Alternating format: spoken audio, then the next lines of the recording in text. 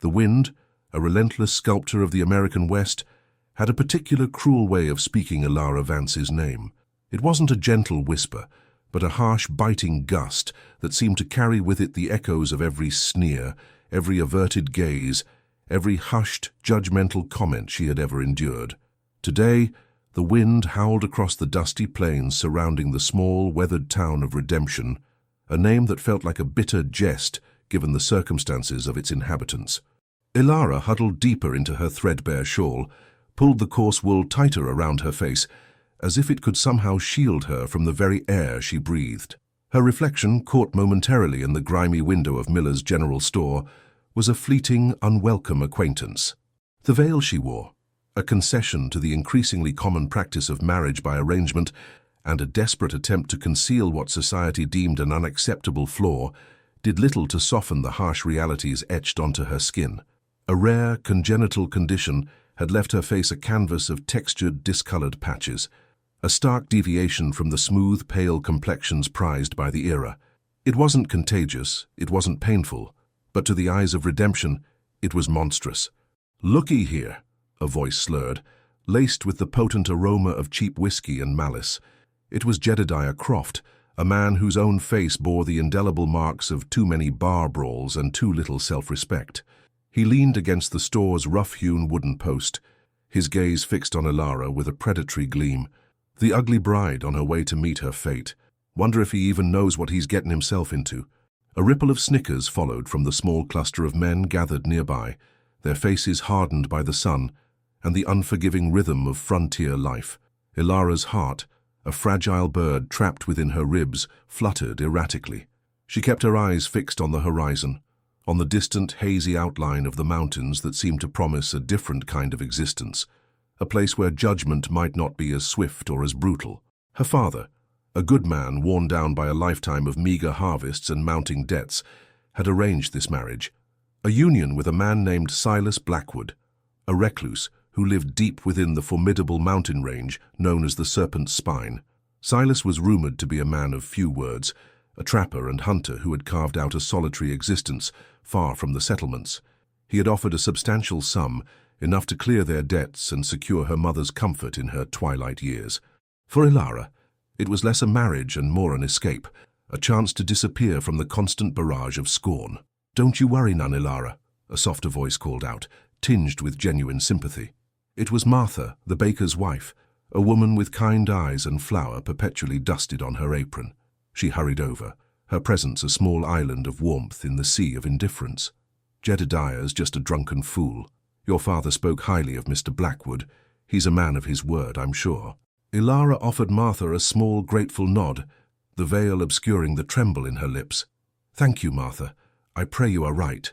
The stagecoach, a rattling, dust-coated contraption that promised more jolts than comfort, waited at the edge of town.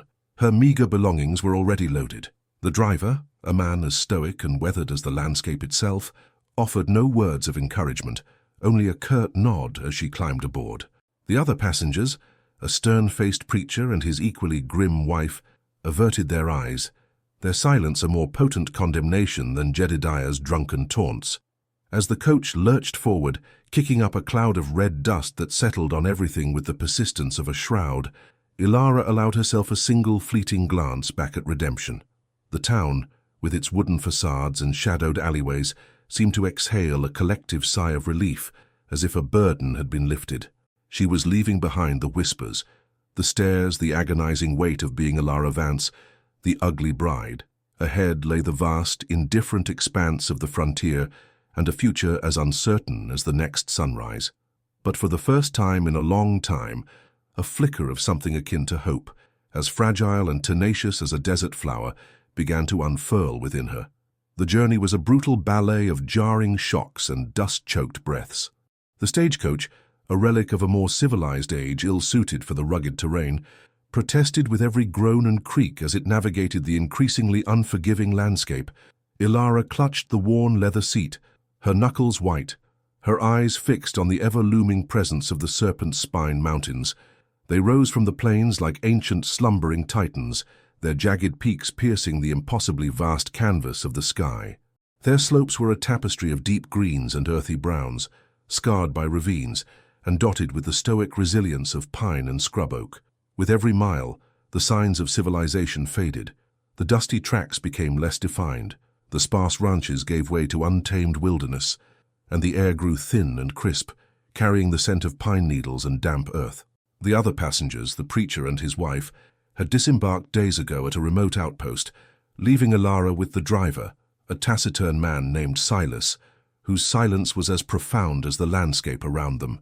He spoke only when absolutely necessary, his words clipped and direct, offering curt observations about the changing weather or the need to adjust their course to avoid treacherous terrain. "We're heading into rougher country now," Silas announced, his voice a low rumble that seemed to blend with the wind whistling through the pines.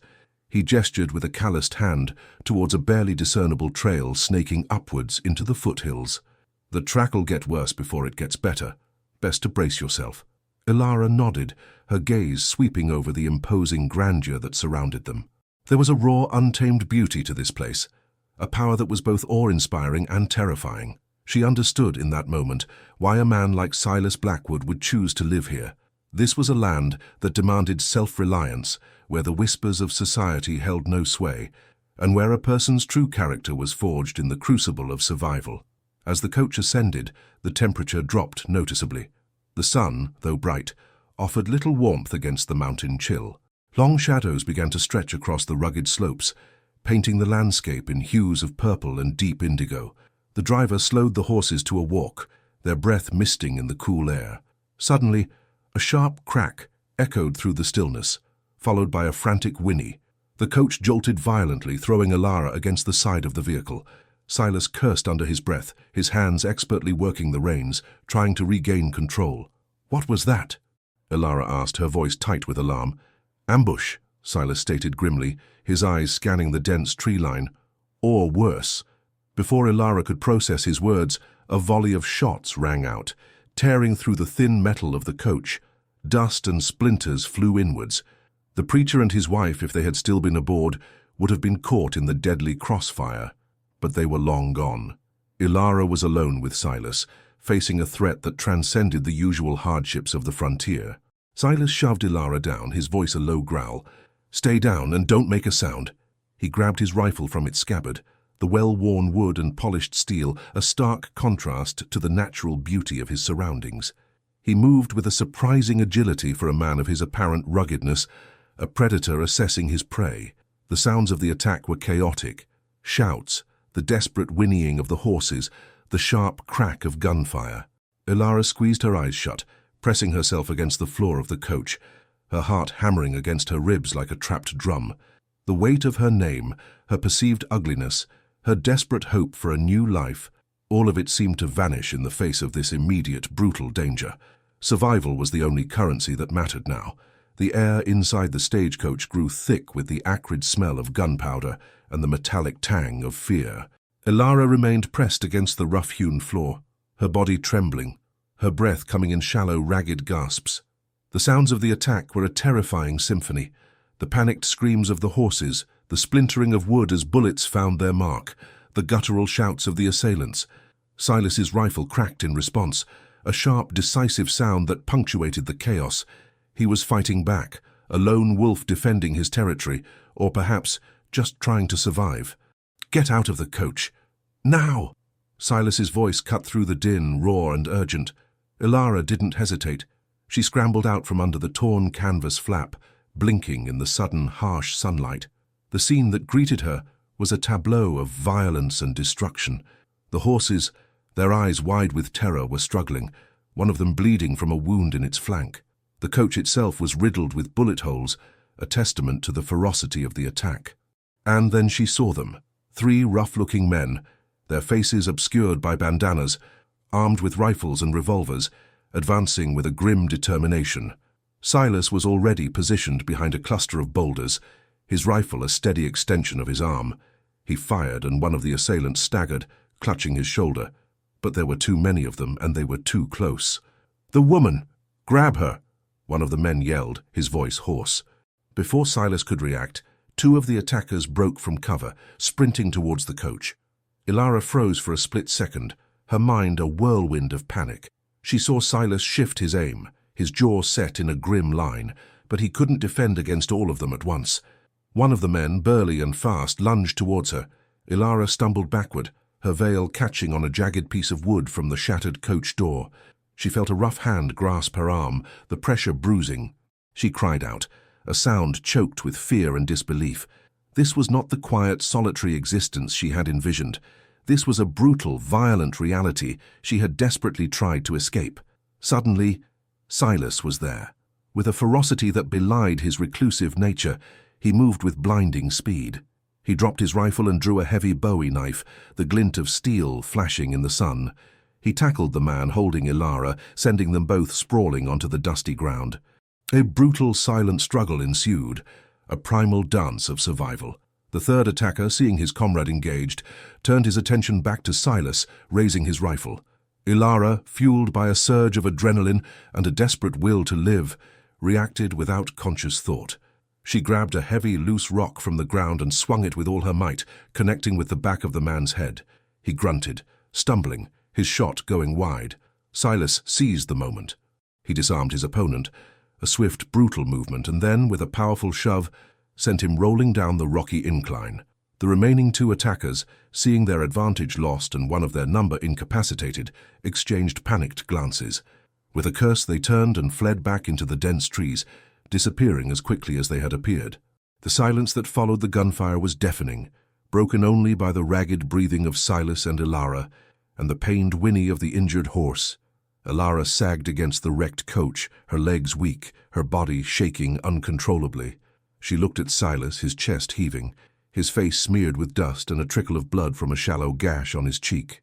His eyes, when they met hers, were not the cold, indifferent eyes of a stranger, but held a flicker of something she couldn't quite decipher. Surprise, perhaps, or a grudging respect. The immediate aftermath of the ambush hung heavy in the air, thick with the scent of spent gunpowder and the raw primal energy of a fight for survival. Ilara, her breath still coming in ragged gasps, slowly pushed herself away from the shattered remnants of the stagecoach. Her hands were scraped, her dress torn, and a deep ache pulsed through her body from the rough handling. Yet she was alive, and Silas, the stoic mountain man who had emerged from the shadows to defend her, was also alive. Silas knelt beside the injured horse, his movements calm and deliberate. The animal, a mare named Daisy, whickered softly as he examined the wound on her flank. It was a deep gash, bleeding steadily, but thankfully, not a mortal injury. "She'll be all right," he murmured, more to himself than to Ilara, as he produced a clean strip of cloth from his saddlebag and began to staunch the flow of blood. Ilara watched him, her gaze drawn to the quiet competence with which he handled the situation. He moved with an economy of motion, his focus absolute. The brief, brutal violence had stripped away the layers of his reclusiveness, revealing a man of action, a man who knew how to protect and endure. Her fear began to recede, replaced by a growing sense of bewilderment and an unspoken, burgeoning gratitude. "Thank you," she managed to whisper, her voice still hoarse. "You saved my life." Silas looked up then, his eyes a deep, startling shade of blue, meeting hers through the veil. For the first time she saw beyond the weathered exterior, glimpsing a flicker of something that might have been weariness, or perhaps a deep-seated melancholy. He didn't offer platitudes or reassurances. His acknowledgement was a simple, almost imperceptible nod. "We're not out of the woods yet," he stated, his gaze sweeping over the surrounding trees. "They could be watching, or there could be more of them." He stood up, his large frame casting a long shadow in the late afternoon sun. "This coach is done for, and the horses, well, we can't travel far like this." Ilara's heart sank. The hope that had flickered to life during the journey now threatened to be extinguished by this new devastating obstacle. Stranded in the wilderness, injured and with no clear path forward, the reality of her situation crashed down upon her with crushing weight. What do we do?" she asked, her voice barely audible. Silas surveyed the wreckage, then looked towards the imposing, shadow-draped slopes of the Serpent's Spine. "My cabin's not too far, a few hours' walk. It's not much, but it's shelter, and I've got supplies." He met her gaze, his expression unreadable. "It's the only option." Ilara hesitated for only a moment. The thought of traveling deeper into the wilderness with this solitary man was daunting. Yet the alternative, remaining here vulnerable and exposed, was unthinkable. He had saved her, and he was offering a sanctuary. She nodded, a silent acceptance. "All right," she said, trying to inject a steadiness into her voice that she didn't feel. "I'll follow." Silas didn't offer to help her disembark, nor did he make any move to assist her with her meager luggage. It was a subtle reinforcement of the boundaries between them, a reminder of the transactional nature of their arrangement and his own solitary existence. Ilara understood. She retrieved her small satchel, the weight of it a stark contrast to the immense burden of her circumstances. As Silas began to gather what salvageable supplies he could from the ruined coach, Ilara found herself watching him. There was an air of quiet strength about him, a self-sufficiency born of necessity. He was a man who existed outside the societal norms, a man shaped by the wild. And in the wake of the violent encounter, a strange, unspoken debt had formed between them. He had risked his life for her, and now she was reliant on his rugged expertise for her very survival. The journey to the serpent's spine had begun, not with the hopeful anticipation of marriage, but with the grim reality of a shared ordeal, a testament to the unpredictable, often brutal nature of the West. The trek to Silas's cabin was a test of endurance, both physical and mental. The broken stagecoach lay a smoking, shattered testament to the brutal reality of the frontier, a stark reminder of how quickly life could turn perilous. Silas, carrying the most essential supplies with practiced ease, led the way, his movements sure-footed even on the treacherous, rocky terrain. Ilara followed a few paces behind, her steps slower, less certain. Her torn dress snagged on thorny bushes, and the rough ground bruised her already weary feet. The sun began its slow descent, casting long, distorted shadows that danced and weaved through the sparse trees. The air grew colder, sharper, and the silence of the wilderness, once merely unnerving, now felt oppressive. It was a silence punctuated by the rustle of unseen creatures in the undergrowth, the distant cry of a hawk, and the steady, rhythmic crunch of their boots on the stony path. Ilara kept her gaze fixed on Silas's broad back, a dark, solitary silhouette against the deepening twilight. She dared not look too closely at her own reflection, not after what had happened. The veil remained firmly in place, a flimsy barrier against a world that had already judged her. Silas, without once turning, seemed to sense her struggle. He paused beside a gnarled pine, its branches twisted into a grotesque, wind-worn shape. "Rest here a moment," he said, his voice low and devoid of impatience. He offered no further words, no gesture of comfort, but the brief respite was a welcome reprieve. Ilara sank onto a moss-covered rock, her breath coming in ragged puffs. She closed her eyes, the image of the attackers' faces, the glint of their weapons still imprinted on her mind. As she sat there, Silas took a small canteen from his pack and offered it to her. "Water," he said simply. Ilara gratefully accepted, taking a long, cool drink. The water was clean, pure and invigorating. It was a small comfort, but in her current state, it felt like a lifeline. She handed the canteen back, their fingers brushing briefly. A faint warmth, unexpected and unsettling, bloomed in her chest. She quickly withdrew her hand, the moment passing as quickly as it had arrived. "Thank you, Silas," she murmured, her voice barely a whisper. He grunted, a sound that could have meant anything, and turned his attention back to the path ahead. He seemed a man of few words, his interactions dictated by necessity rather than social convention. Ilara found herself both intimidated and intrigued by him. He was unlike any man she had ever encountered, a creature of the wild, a stark contrast to the men of redemption whose judgments had defined her existence for so long.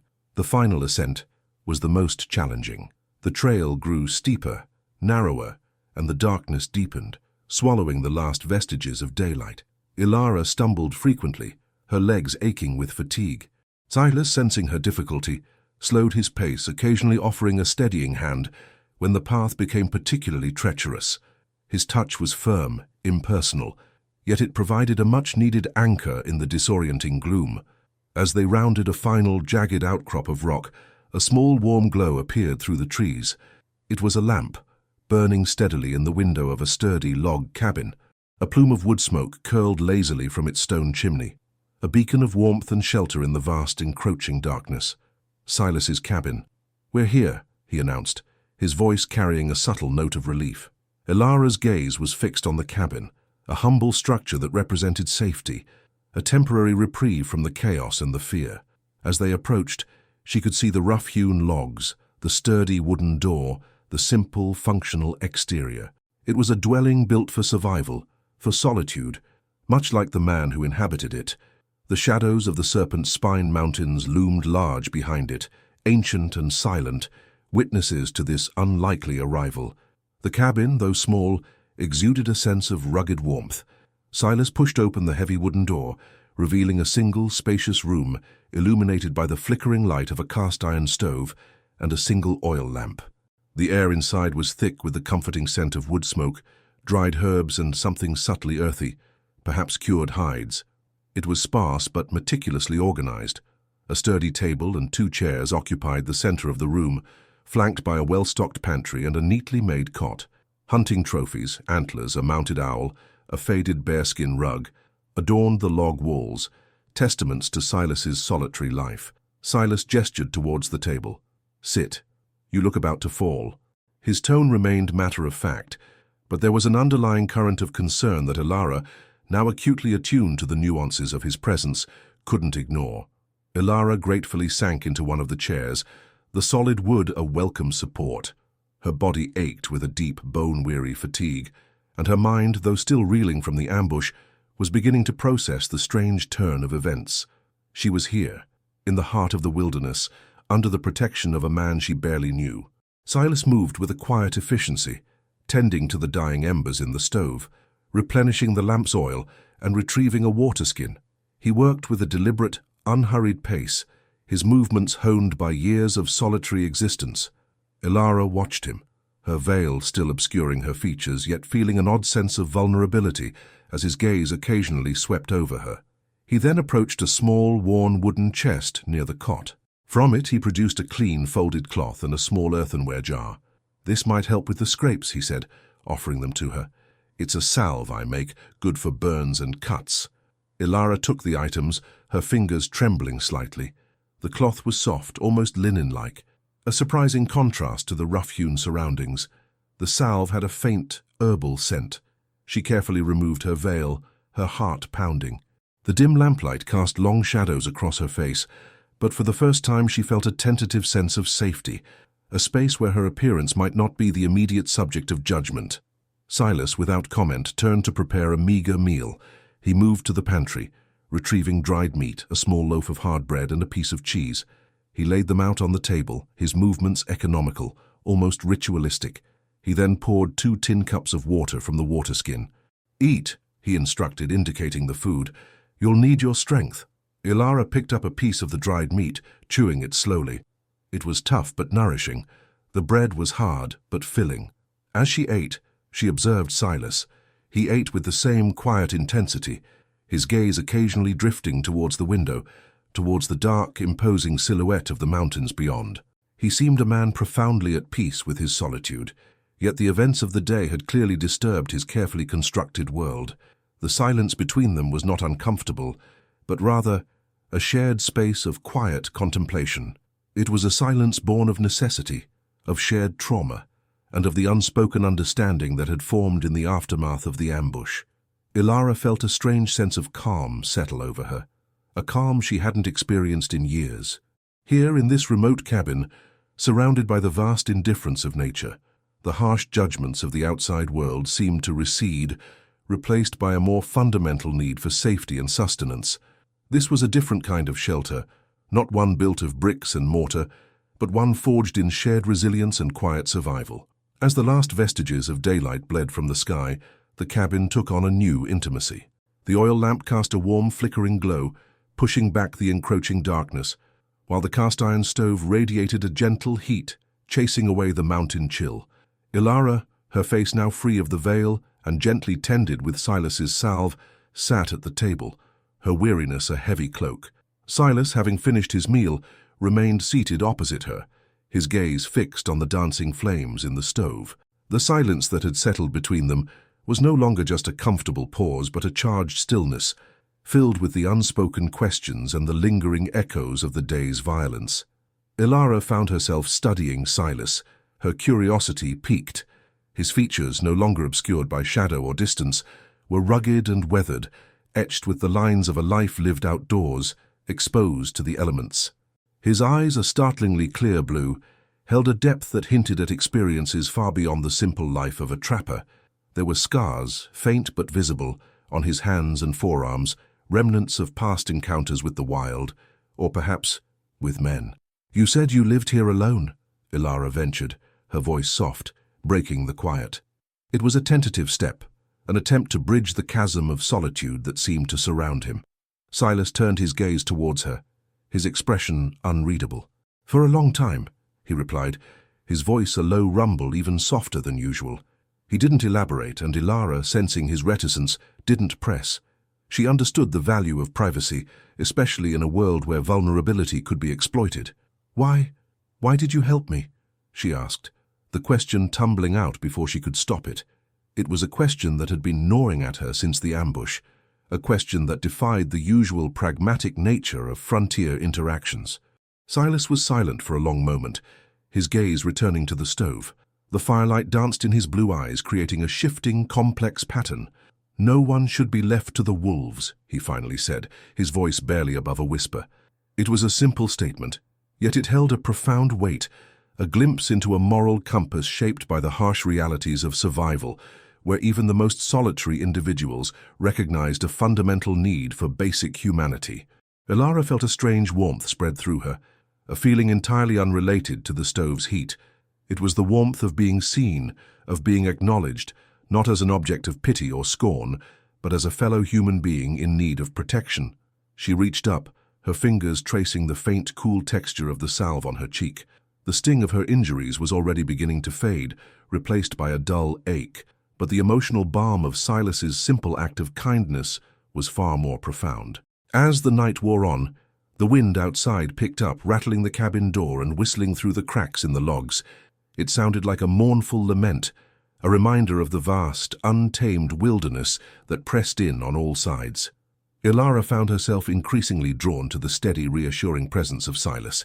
He was a man of the mountains, seemingly as unyielding and enduring as the peaks themselves, yet in his quiet actions she had found a refuge, a different kind of shelter from the storms of her life. She felt her eyelids grow heavy, the exhaustion of the day finally claiming her. The image of the attackers, though still present, seemed to recede into the background, less threatening in the warm, secure confines of the cabin, under the silent, watchful presence of Silas Blackwood. Sleep, for the first time in a long time, felt like a possibility, a gentle descent into unconsciousness, shielded by the unspoken promise of protection. Morning arrived, not with a gentle dawn, but with a harsh, uncompromising light that pierced through the gaps in the cabin's logs. Ilara stirred on the cot, her body stiff and sore, but a profound sense of peace settled over her. The events of the previous day, the ambush, the arduous journey, felt like a fever dream softened by the quiet reality of the cabin.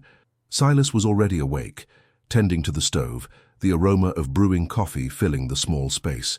He turned as she sat up, his expression as stoic as ever, yet his eyes held a flicker of acknowledgement. "Slept well?" he asked, the question a simple courtesy. "Yes," Ilara replied, her voice still a little rough. "Thank you. For everything." She gestured vaguely, encompassing the shelter, the food, the salve. Silas nodded, pouring a cup of steaming coffee and setting it before her. "The coach is too damaged. I'll have to see if I can salvage anything useful. And the horses. Daisy needs tending."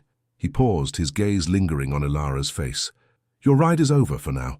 You'll stay here until we figure out our next move." His words were practical, devoid of sentiment, yet they offered a grounding stability. Ilara accepted the coffee, its warmth seeping into her chilled hands. As she raised the cup to her lips, her gaze fell upon her reflection in the polished surface of Silas's Bowie knife, resting on the table beside him. The dim light revealed the texture of her skin, the variations in tone, the raised areas that marked her face.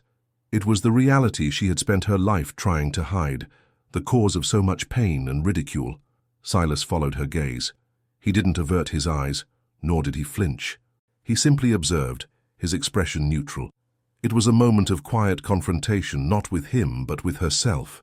In redemption, her reflection had been a source of shame, a target for cruel whispers. Here, in the solitude of the mountains, with this man who had seen her at her most vulnerable, it felt different. Hesitantly, she lowered the coffee cup, her fingers touching her cheek, The salve had soothed the angry redness, but the marks remained. It's a condition," she began, her voice barely a whisper, explaining what little she knew about her affliction. "Since birth, it makes me look different." Silas listened intently, his blue eyes steady. He didn't interrupt, didn't offer judgment. When she finished, he simply said, "Different doesn't mean bad." The words, so simple, so direct, landed with the force of revelation. No one had ever said that to her. No one had ever offered such a basic yet profound acceptance. Tears welled in Ilara's eyes, blurring her vision. She blinked them back fiercely, not wanting to appear weak, but the raw emotion was overwhelming. Silas rose and moved to the window, his back to her. He stared out at the stark beauty of the mountains, his shoulders broad and unyielding. "The mountains don't care what a person looks like," he said, his voice carrying a subtle resonance. "They care about strength, about resilience, about what's inside."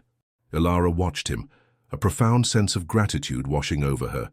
In this man who lived in the wild, who was shaped by its harshness, she was beginning to find a form of acceptance she had never dared to hope for. Her scars, the very things that had made her an outcast, seemed less significant in the face of his quiet understanding. The weight of her perceived ugliness began to lift, just a fraction, replaced by a burgeoning awareness of her own inner strength, a strength that Silas, in his own way, seemed to recognize. The immediate crisis of the ambush had passed, leaving behind the practical yet daunting task of rebuilding and continuing. Silas, his mind already focused on the necessities of survival, began to assess their dwindling resources. The wrecked stagecoach, while a loss, might still yield some usable materials. The horses, especially Daisy, needed care and attention, and Ilara, stranded far from any settlement, required a plan. "I need to see what I can salvage from the coach," Silas announced, his voice cutting through the quiet morning air. "And check on Daisy. She'll need proper bandaging if she's to travel." He looked at Ilara, his gaze steady. "You're welcome to stay here in the cabin. It's safe enough for now. But if you're to continue on, we'll need a way to get you to a town or at least further along the path you were headed." Ilara nodded, absorbing his words. The thought of continuing her journey to Silas Blackwood's intended arranged marriage now seemed almost secondary, a distant concern compared to the immediate need for safety and direction. What are my options?" she asked, her voice gaining a steadier tone than it had held in days. The encounter with Silas, his simple words about inner strength, had begun to chip away at her deep-seated insecurity. Silas walked over to a rough-hewn map tacked to the wall, its surface weathered and marked with various trails and landmarks. He pointed a calloused finger towards a cluster of symbols in the distance. "There's a trading post about 2 days' ride north. Oakhaven. It's not much, but they have supplies and sometimes travelers passing through looking for work or passage. Beyond that, it's another few days to the nearest proper town, Willow Creek." He then traced a different line heading west. "Or there's a smaller settlement, a mining camp called Garnet Gulch, a day's hard ride from here to the west. Might be able to find passage there too, though it's a rougher crowd." He looked back at Ilara, his blue eyes steady and expectant. "Daisy can carry you, but she needs rest. And I'd need to see if any of the other horses survived the attack, or if I can fetch a pack animal from Oakhaven. Your call. Staying here is the safest in the immediate term, but it's not your destination." Ilara's mind raced. The idea of reaching Oakhaven, of finding a different path, appealed to her nascent sense of independence. She had come west seeking a new life, and perhaps this detour, this unexpected encounter, was an opportunity for a different kind of beginning. She remembered the scornful faces in Redemption, the weight of her name. Maybe her story didn't have to end in a marriage dictated by desperation. "Oakhaven," she said, the name feeling new and full of possibility on her tongue. "Let's aim for Oakhaven. If Daisy can travel there, that's what I'll do. I can help with her care." She looked at Silas, a tentative offer in her eyes. "And with anything else that needs doing while she recovers." Silas studied her for a moment, a subtle shift in his expression. It wasn't approval exactly, but a pragmatic acknowledgement of her resolve. "All right," he said. "We'll see about Daisy, and I'll need to gather some provisions before you head out. Might be a few days before she's fit to ride any distance." He turned back to his scavenging. "First, let's see what those bandits left behind." The unspoken understanding was clear. Their paths, though intertwined by circumstance, were likely to diverge soon. But for now, in the quiet heart of the serpent's spine, a new plan was taking shape, a path forward carved out of wreckage and resilience, guided by the unexpected kindness of a mountain man and the growing strength within a woman once known only as the ugly bride. The air in the cabin, once a sanctuary, now hummed with the quiet energy of departure. Silas had worked with efficient determination. Daisy, the mare, had been tended to with remarkable care. Her wound, cleaned and bandaged with strips of cloth salvaged from the coach, looked less alarming, though she still moved with a slight stiffness. Silas had managed to retrieve a sturdy, albeit worn saddle and a pack saddle from the wreckage, along with a few other useful items. He'd also secured a modest amount of provisions: dried meat, hardtack, coffee and a small sack of flour, enough to see Alara through the journey to Oakhaven, and perhaps a little beyond. "You sure about this?" Silas asked, his gaze fixed on Alara as she adjusted the veil that she had reluctantly donned again. The brief respite from its oppressive presence had been liberating, but the ingrained habit of hiding, the fear of the inevitable stares, still held her captive. Oakhaven's a rough place, not for the faint of heart. Alara met his blue eyes, a newfound resolve hardening her expression. "I'm sure," she replied, her voice firm. "I can't stay here indefinitely, and I won't return to Redemption." Oakhaven is a step forward. She touched the worn leather of her small satchel, the one item of sentimental value she had managed to salvage. "Thank you, Silas, for everything. You gave me a chance." Silas gave a curt nod, his usual taciturn demeanor offering little outward emotion, yet Alara sensed a flicker of something akin to approval in his steady gaze. He handed her the reins of Daisy, the mare now equipped with the salvaged saddle. "The trail is marked on the map," he said, pointing again to the rough drawing on the wall. "Follow the creek bed for the first half-day, then head towards the stand of tall pines. After that, you should see the ridge line. Oakhaven lies in the valley beyond it. Keep an eye on the sun, don't ride after dark." He then produced a small worn leather pouch from his own supplies. "This is for your journey," he said, pressing it into her hand. It contained a few pieces of dried fruit, a block of hard cheese and a small intricately carved wooden bird. "A little something to keep your spirits up. Found it on one of my treks. Thought it might bring a bit of luck." Alara's fingers closed around the pouch, the smooth wood of the bird a comforting presence against her palm. It was a gesture far more generous than his gruff exterior suggested, a silent acknowledgement of her plight, and perhaps a nascent flicker of concern. "Thank you, Silas," she whispered, her voice thick with emotion. He merely grunted, turning away to shoulder his own pack. "I'll be heading further into the mountains. Got traps to check. We'll likely not cross paths again." The words were matter of fact, a statement of fact rather than a farewell, yet they carried a certain finality.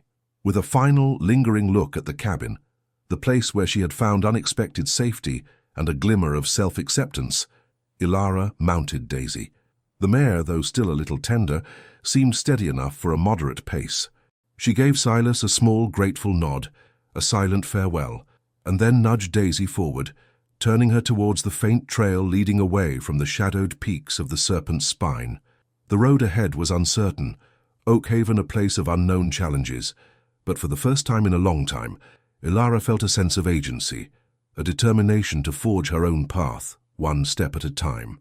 The carved bird felt warm in her pocket, a small tangible reminder of the unexpected kindness she had found in the wilderness. The trail Silas had indicated was little more than a deer path, winding through dense stands of pine and fir.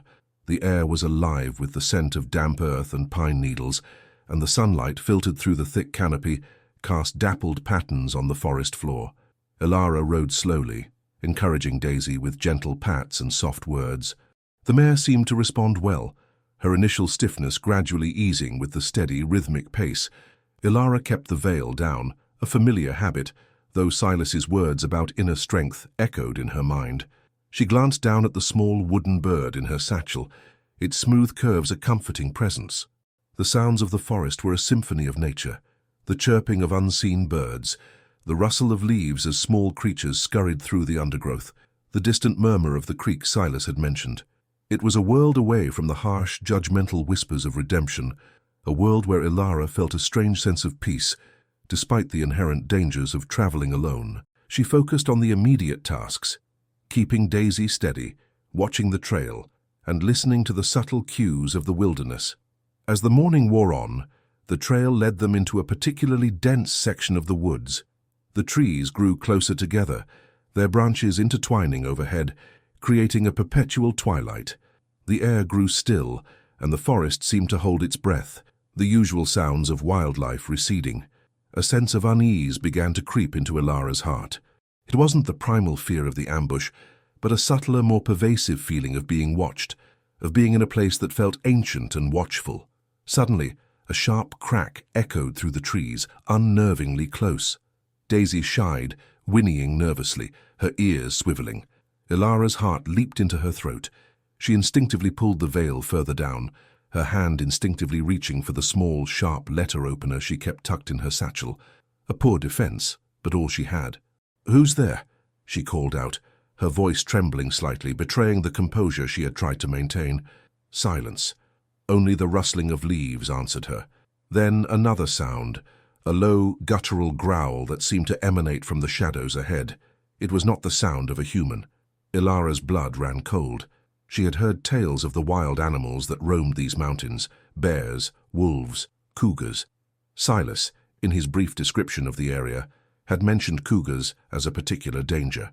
She urged Daisy forward, trying to put more distance between them and the unsettling sounds. The mare, sensing Ilara's fear, broke into a nervous trot, her hooves kicking up dust. The growling intensified, closer now, accompanied by the snapping of twigs. Ilara's eyes scanned the dense foliage, desperately trying to pinpoint the source of the threat. Then she saw it, a pair of eyes, glinting malevolently from the undergrowth, low to the ground. A large tawny form, sleek and muscular, began to emerge from the shadows. A cougar. It was larger than she had imagined, its powerful frame radiating a coiled tension, its gaze fixed on Daisy, and by extension, on her. Ilara's mind raced.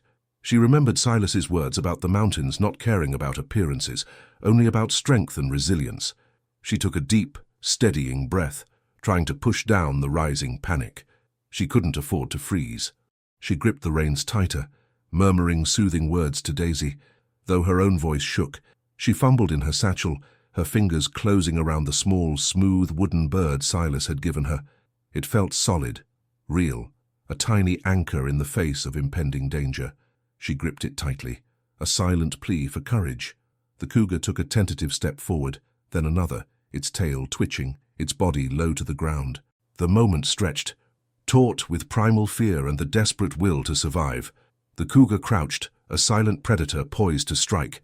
Ilara's heart hammered against her ribs, a frantic drumbeat against the unsettling silence of the woods.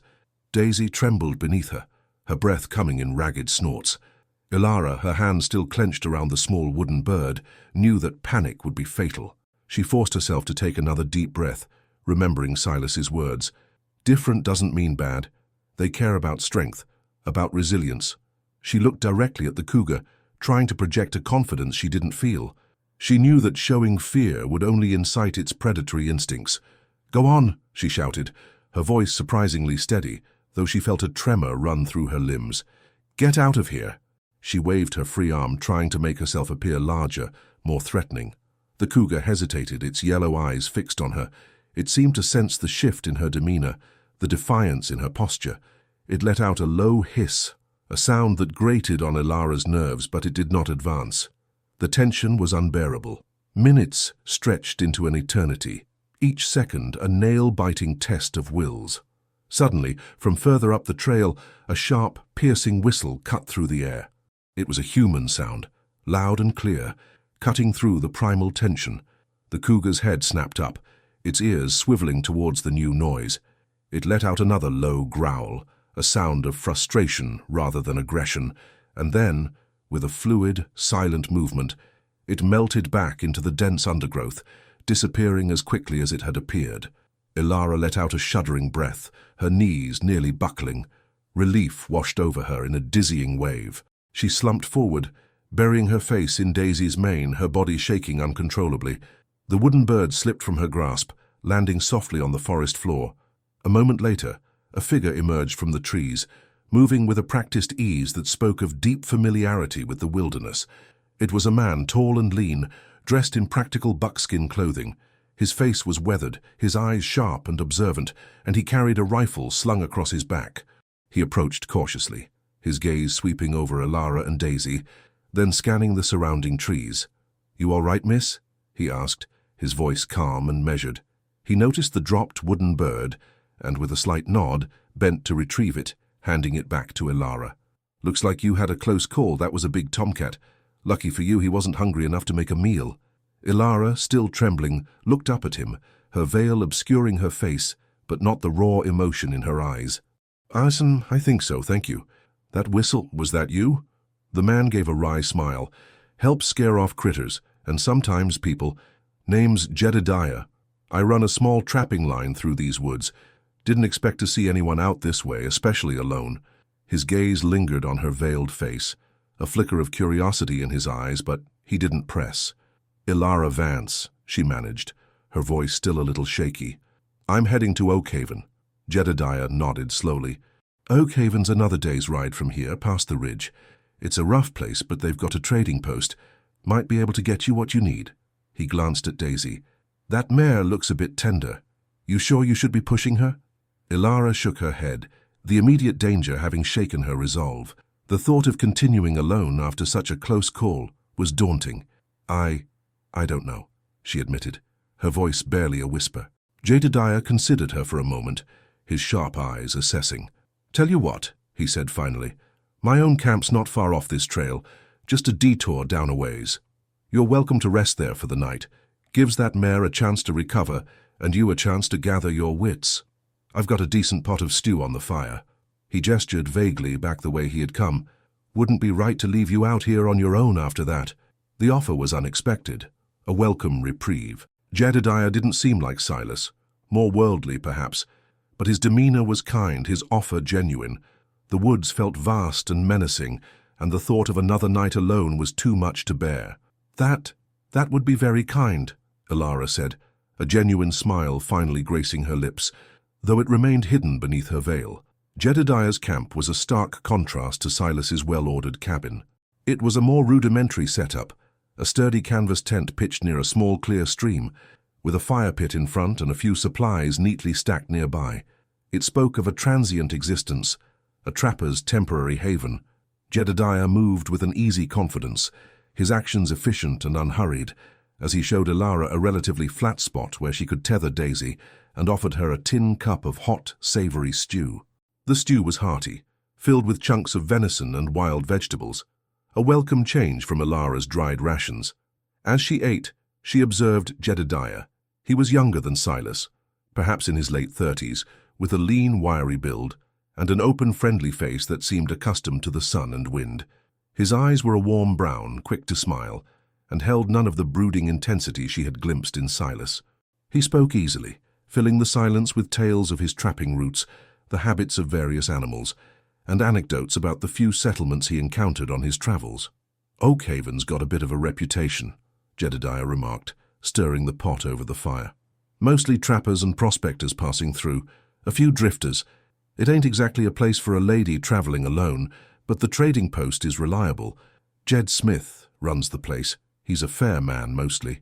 Alara listened, absorbing his words.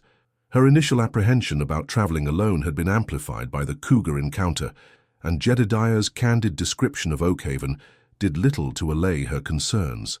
Do you think I'll be safe there?" she asked, the question laced with genuine worry. Jedediah met her gaze, his expression thoughtful. "Safe is a relative term out here, miss.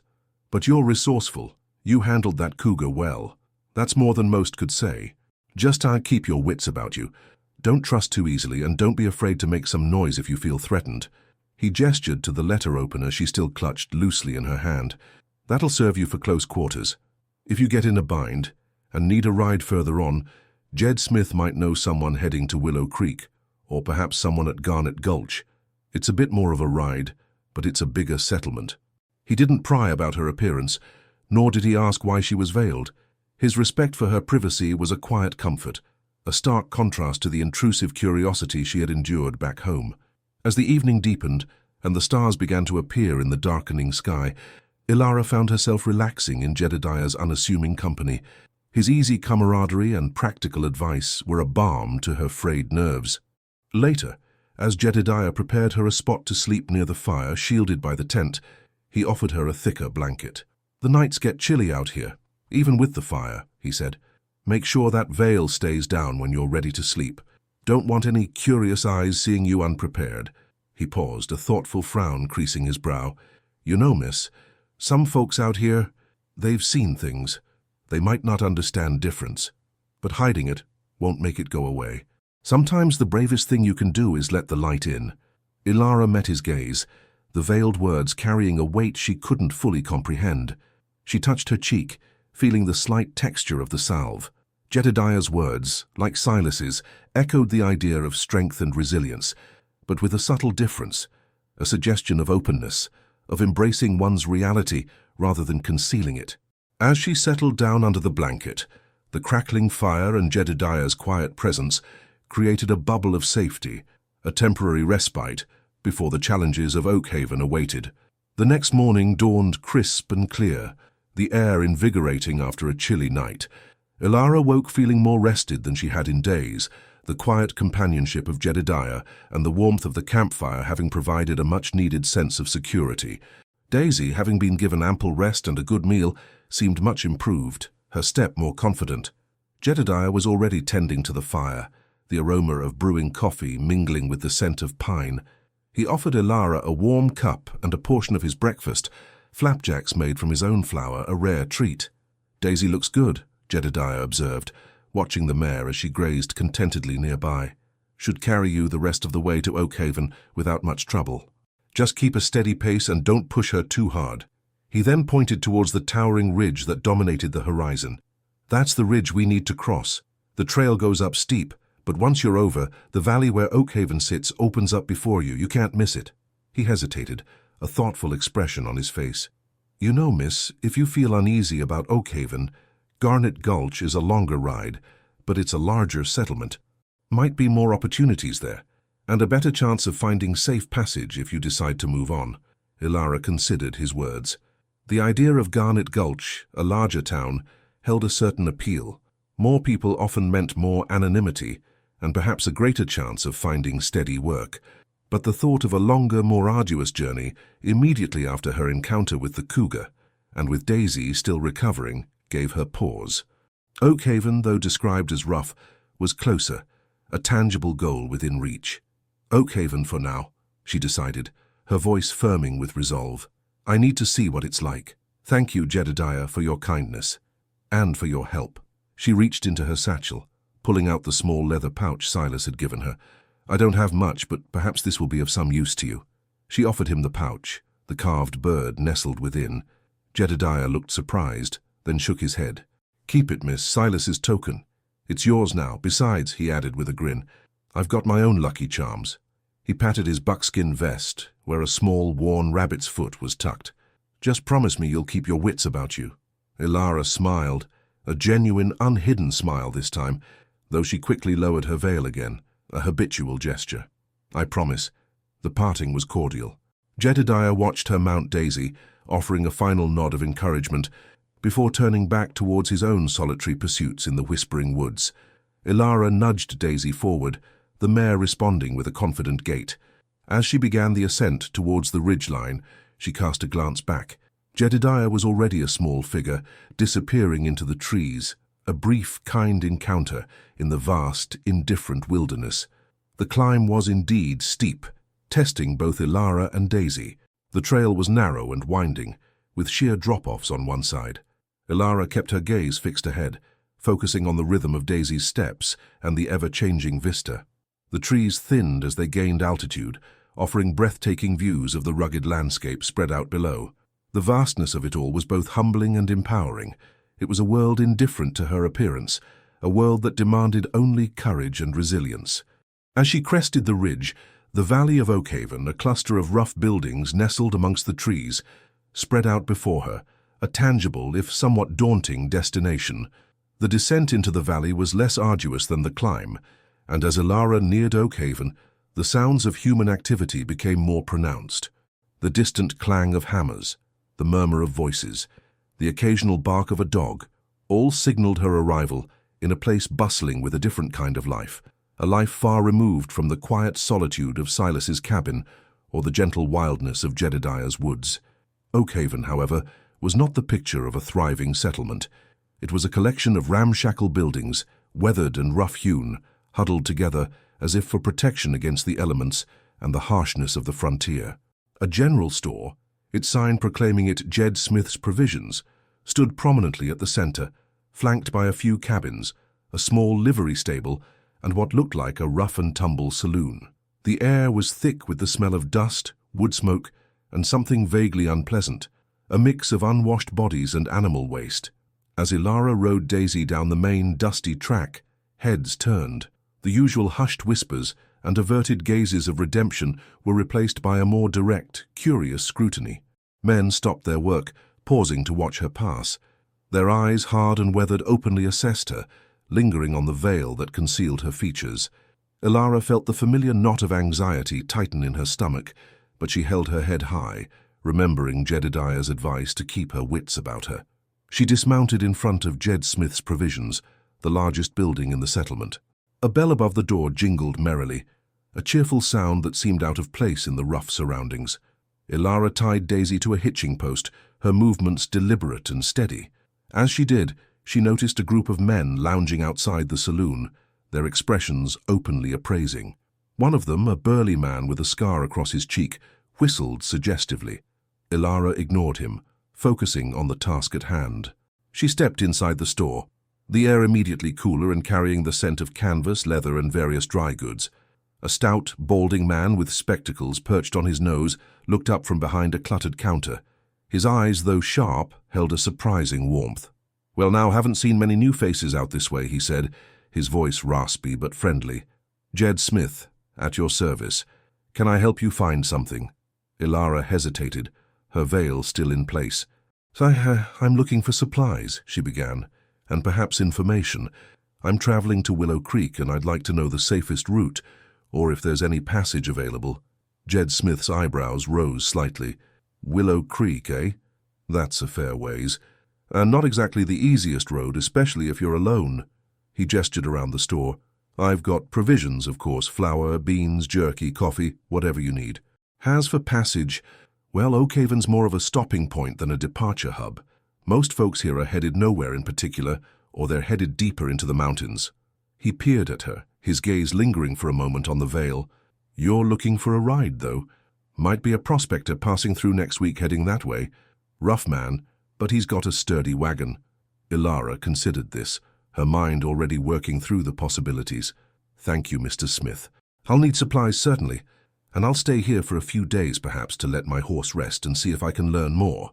She reached into her satchel, pulling out the leather pouch Silas had given her. "And I have this. I was told perhaps it could fetch a good price, or be traded for something useful." Jed Smith took the pouch, his eyes widening slightly as he saw the intricately carved bird. "Well now," he murmured, turning it over in his hands. "This is fine work. Silas Blackwood's carving, I'd wager. He's got a talent for it. This'll fetch a decent price, or I can trade you a good amount for it. Seems you've had quite the journey to end up here." His gaze, though kind, held a knowing glint.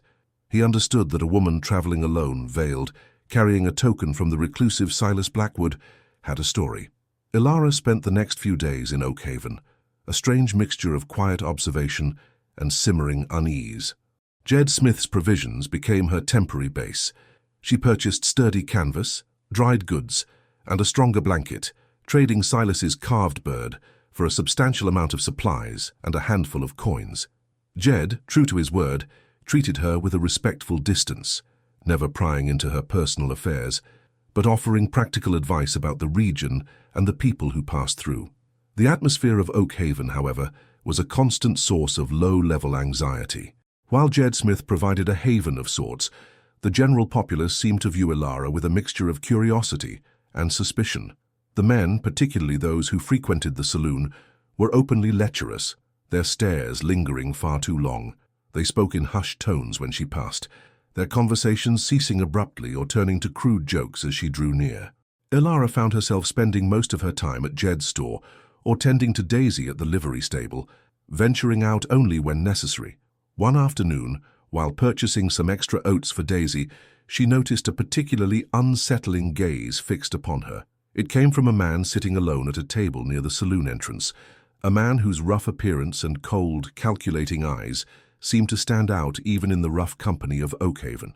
He had a dark, unshaven face, a jagged scar that ran from his temple to his jawline, and his gaze was unnervingly direct, devoid of any warmth or humor.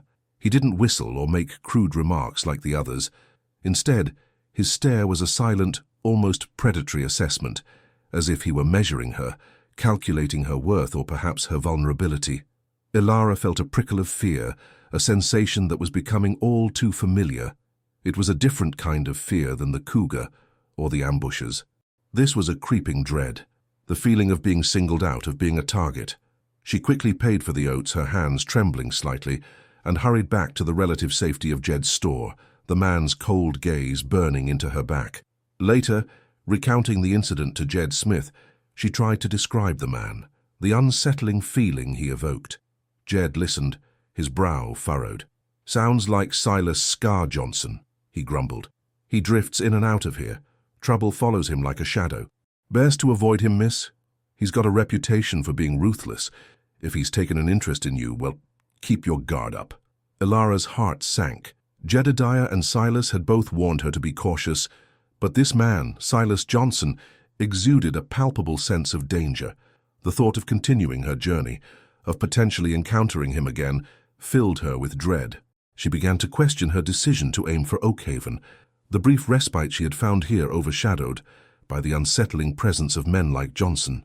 That evening, as she sat by Daisy's stall, grooming the mare's coat, she noticed Silas Johnson standing across the dusty street, watching her. He made no move, offered no gesture, but his silent, unwavering gaze was more unnerving than any overt threat. Ilara quickly finished her task, her hands clumsy with haste, and retreated into the relative anonymity of the store. The safety she had initially felt in Oakhaven was rapidly dissolving, replaced by a growing sense of being trapped, with unseen dangers lurking just beyond the flickering lamplight. The days in Oakhaven began to blur into a monotonous cycle of caution and quiet observation. Ilara's initial hope of finding a clear path forward had become mired in the unsettling reality of the settlement. Silas Johnson, the man with the jagged scar, remained a persistent shadow, his cold gaze a constant, unnerving presence. He never approached her directly, but she would see him, seemingly by chance, watching her from a distance, leaning against the saloon, standing near the livery stable, or simply observing from across the dusty main street. Each sighting sent a jolt of apprehension through her, a primal instinct urging her to flee. Jed Smith, sensing her growing unease, offered what little reassurance he could. "Johnson's a lone wolf," he'd say, polishing a shelf of canned goods. "He don't usually bother folks unless they cross him. Just keep to yourself, don't draw attention, and you'll be fine. He'll move on soon enough." But Ilara wasn't so sure. There was a possessiveness in Johnson's gaze, a focused intensity that felt more than casual curiosity. It felt like a predator's assessment of potential prey. She found herself spending more time with Daisy at the livery stable, the mare's quiet presence a comforting antidote to the unsettling atmosphere of the town. She also began to make discreet inquiries about Garnet Gulch, the larger mining settlement Jed had mentioned. While it was a longer journey, the prospect of a more established town with more law and order seemed increasingly appealing. One afternoon, while Ilara was sharing a cup of coffee with Jed Smith inside his store, a gruff voice boomed from the entrance. "Jed, need you to look at this shipment, don't want any miscounts." It was Silas Johnson standing in the doorway, his scarred face impassive, his eyes immediately finding Ilara. He held a crate of supplies, his powerful frame filling the entrance. Ilara's heart leaped into her throat. She instinctively lowered her veil, a reflex born of years of ingrained habit and a sudden fear of his direct scrutiny. Jed Smith sighed, putting down his rag. "All right, Johnson, just a moment." He glanced at Ilara. "He's usually only interested in his own business, don't mind him." But Johnson's gaze was fixed on Ilara. "Well, looky here," he said, his voice low and gravelly, a hint of amusement playing on his lips. He took a step inside, his eyes never leaving her. "A veiled lady. Lost your way, have you?" Ilara remained silent, her hands clenched into fists at her sides. She felt a surge of anger, but it was tempered by the fear that his amusement might quickly turn to something more menacing. Jed Smith stepped between them, a placating gesture. "Johnson, the shipment. Come on." Johnson waved a dismissive hand, his eyes still locked on Ilara. "Just curious, Jed. Haven't seen such a delicate flower in Oakhaven before. Folks say you're headed for Willow Creek." His gaze seemed to bore right through her veil, as if he could see the very secrets she sought to hide. "That's a long road, especially for someone traveling alone." Ilara finally found her voice, though it was strained. "I am capable of looking after myself, sir." Johnson let out a low chuckle, a sound devoid of warmth. "Are you now? That's good to hear, because out here, capable can mean a lot of things. Some folks see a veiled lady alone. They see an opportunity." His smile widened, revealing yellowed teeth. "Don't forget that." With that, he turned and followed Jed Smith to the back of the store, leaving Ilara trembling, the unspoken threat hanging heavy in the air. The encounter had confirmed her worst fears. Silas Johnson was not merely an indifferent observer. He saw her, and he saw her vulnerability. The path to Willow Creek, or even Garnet Gulch, suddenly seemed fraught with far greater peril than she had initially imagined. The encounter with Silas Johnson had shaken Ilara to her core, amplifying the unsettling atmosphere of Oakhaven. The veiled glances, the hushed whispers, the sense of being constantly observed, it all coalesced into a growing desire to escape, to find a place where she could simply be, without the constant weight of judgment and unspoken threats. She sought out Jed Smith the following morning, her mind made up. "Mr. Smith," she said, her voice steady despite the tremor in her hands, "I've been considering my options. The journey to Willow Creek seems too uncertain from here, especially with certain individuals around." She didn't mention Johnson by name, but Jed's knowing nod indicated he understood. "I was wondering if you knew anyone who might be heading towards Garnet Gulch, or perhaps if there's a reliable way to secure passage there." Jed Smith listened, his expression thoughtful. He wiped his hands on his apron, his brow furrowed in concentration. "Garnet Gulch, eh? That's a different sort of place. A mining town. Rough, to be sure, but there's more structure there. A sheriff, at least, and more opportunities for work, especially if you're willing to put in an honest day's labor." He paused, tapping his chin. "There's a wagon train assembling just a few days' ride west of here, heading towards the more established territories, which would pass close enough to Garnet Gulch. They're due to leave in about a week. Might be your best bet for safe passage and finding steady work." A wagon train. The idea sparked a flicker of hope within Ilara. Traveling with a group, under the protection of a larger contingent, seemed infinitely safer than attempting the journey alone or relying on the dubious goodwill of individuals in Oakhaven. "A wagon train," she repeated, a sense of possibility dawning. "How would I reach them?" "Well," Jed mused, "it's a bit of a ride to where they're gathering. 2, maybe 3 days, depending on how fast Daisy is feeling. I can give you directions, and I'll pack you enough provisions. You'd need to be ready to leave within the next 2 days, though." He looked at her, his gaze earnest. "It's a longer journey, but it's safer, and I've heard Garnet Gulch is looking for folks to help out at the general store there. Might be a good fit for you once you've settled in." Ilara felt a surge of relief. This felt like a concrete plan, a tangible escape route. "Thank you, Mr. Smith. That sounds like the best course of action." She offered him a genuine smile, her veil doing little to hide the newfound brightness in her eyes. "I'll be ready to leave in 2 days." As she left the store, the dust of Oakhaven seemed less oppressive, the watchful eyes of its inhabitants less threatening. The thought of Garnet Gulch, a place of opportunity and a chance for a fresh start, filled her with a renewed sense of purpose. The journey ahead would still be challenging, but for the first time since leaving Redemption, Ilara felt a genuine glimmer of hope, a belief that she could, indeed, forge a new path for herself, a path where her true worth was not measured by her appearance, but by her courage and her resilience. The memory of Silas Blackwood's quiet strength and Jedediah's simple kindness, along with the promise of safety in numbers, propelled her forward towards a future yet unwritten. The harsh sunlight of the Wyoming Territory did little to warm the gnawing unease in Sarah's heart. It had been weeks since Silas had left, promising to return with supplies and news of his family. Each passing day stretched into an eternity, amplifying the silence of the cabin, a silence that was once a comfort, but now echoed with unspoken fears. The initial exhilaration of their newfound life together had begun to fade, replaced by a subtle current of doubt. Silas, usually so open and forthright, had become increasingly reticent about his past.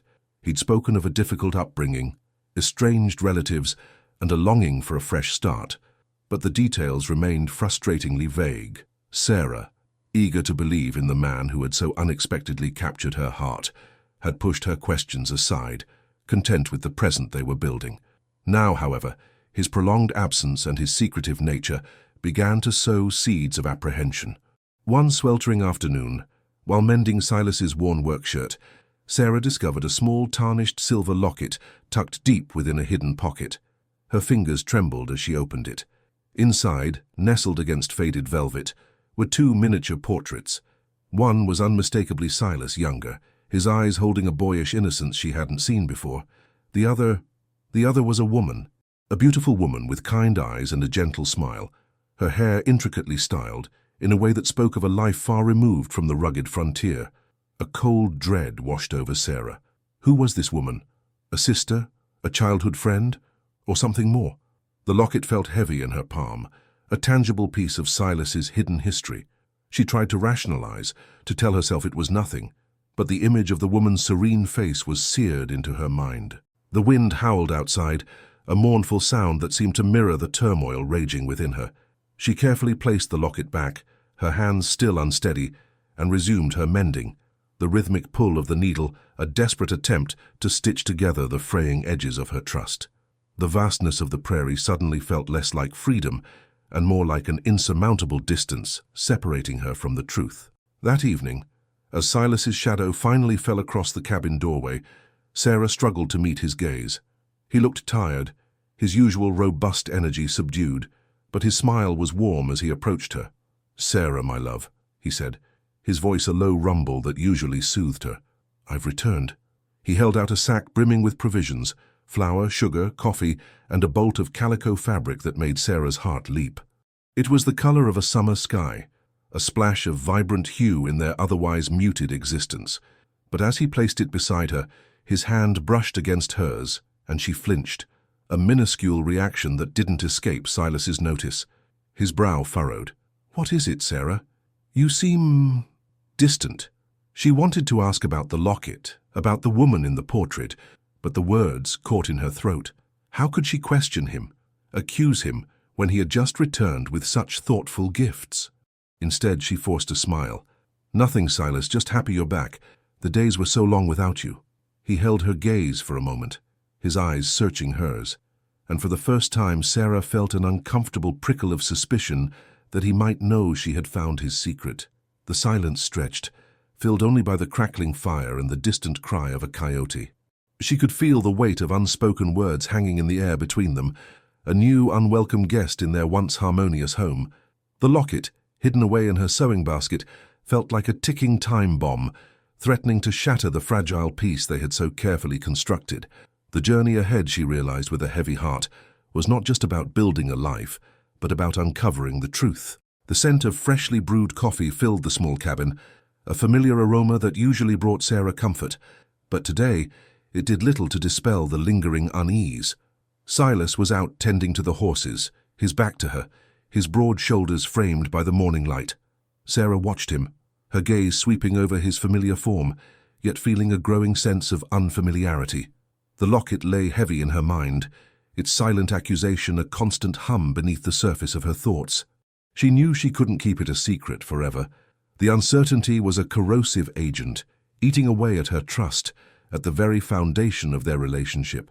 The woman in the portrait haunted her dreams, a beautiful, enigmatic figure who seemed to embody a part of Silas that remained stubbornly out of reach. Was she the reason for his vague stories, his guarded silences? As Silas entered the cabin, a faint smile touched his lips. "Morning, my dear. Sleep well?" Sarah nodded, her voice a little too bright. "Yes, perfectly. You?" "Restless," he admitted, running a hand through his hair, "thinking about the herd and other things." His words, so casual, struck a chord. Other things. Was he thinking of her? Of the woman in the locket? Sarah's heart hammered against her ribs. This was her chance. "Silas," she began, her voice trembling slightly. "While you were gone, I found something."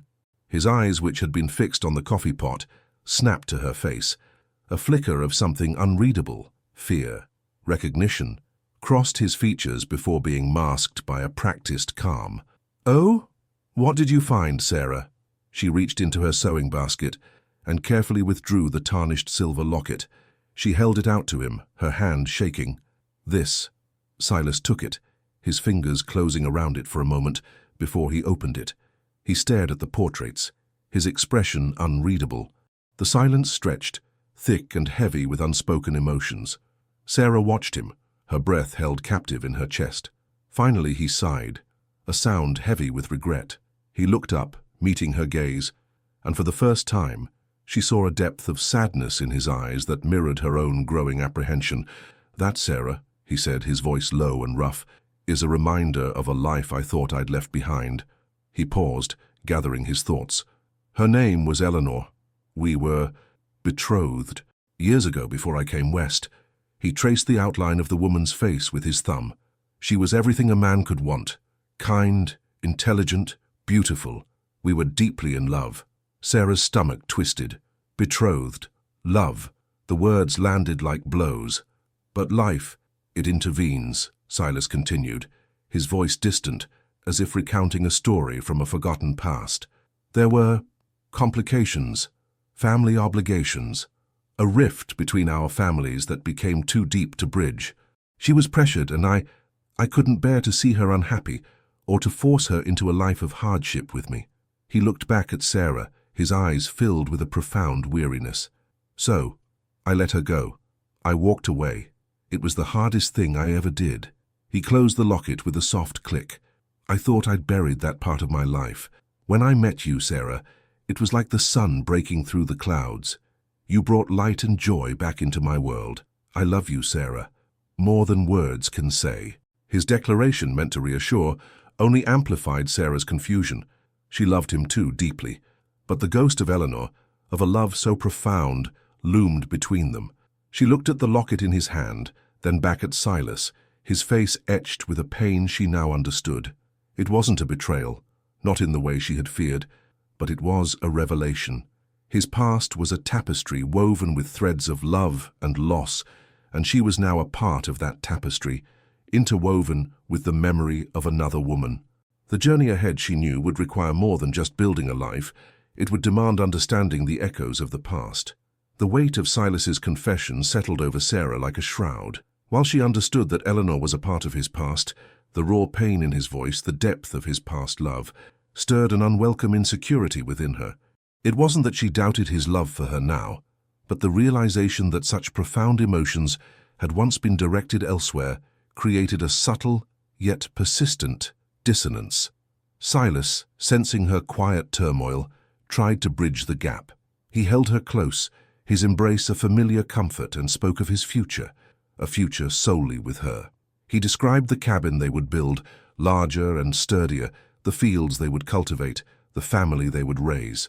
His words painted a vivid picture of shared dreams, and Sarah clung to them, desperately wanting to believe that their love was strong enough to eclipse any shadow. Yet, the locket remained a tangible reminder, tucked away in Silas's saddlebag, a silent sentinel of a love story that had predated hers. And Silas, though he was more open about his past, still held certain parts of himself back. He spoke of his reasons for leaving his old life, a need for independence, a desire to escape the suffocating expectations of his family. But the specifics remained elusive. He'd never mentioned his family by name, nor the exact nature of the complications that had ended his engagement to Eleanor.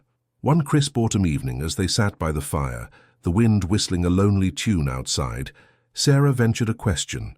"Silas, you mentioned your family had obligations. Were they the reason you and Eleanor couldn't marry?" Silas stirred the embers with a poker, his face illuminated by the flickering flames. He was quiet for a long moment, and Sarah's heart sank, anticipating another vague answer. "It was complicated, Sarah," he finally said, his voice low. "There were business dealings, arranged marriages within the family. My parents had certain expectations for me, expectations I couldn't meet without compromising who I was." "And Eleanor?" Sarah pressed gently. Was she part of these expectations? He looked up, his eyes meeting hers. No, Eleanor was my choice. But her family, they were also deeply entrenched in those same circles. And when the rift between our families grew, it put her in an impossible position. She was torn between her loyalty to her family and her feelings for me. He sighed. It was a tangled mess, Sarah, one I'm glad to have left behind. His explanation, while plausible, felt incomplete. The mention of arranged marriages and business dealings hinted at a world of privilege and obligation that Sarah, with her humble origins, could barely comprehend. She couldn't shake the feeling that Silas was shielding her from truths that might alter her perception of him, or perhaps truths that he himself was still grappling with.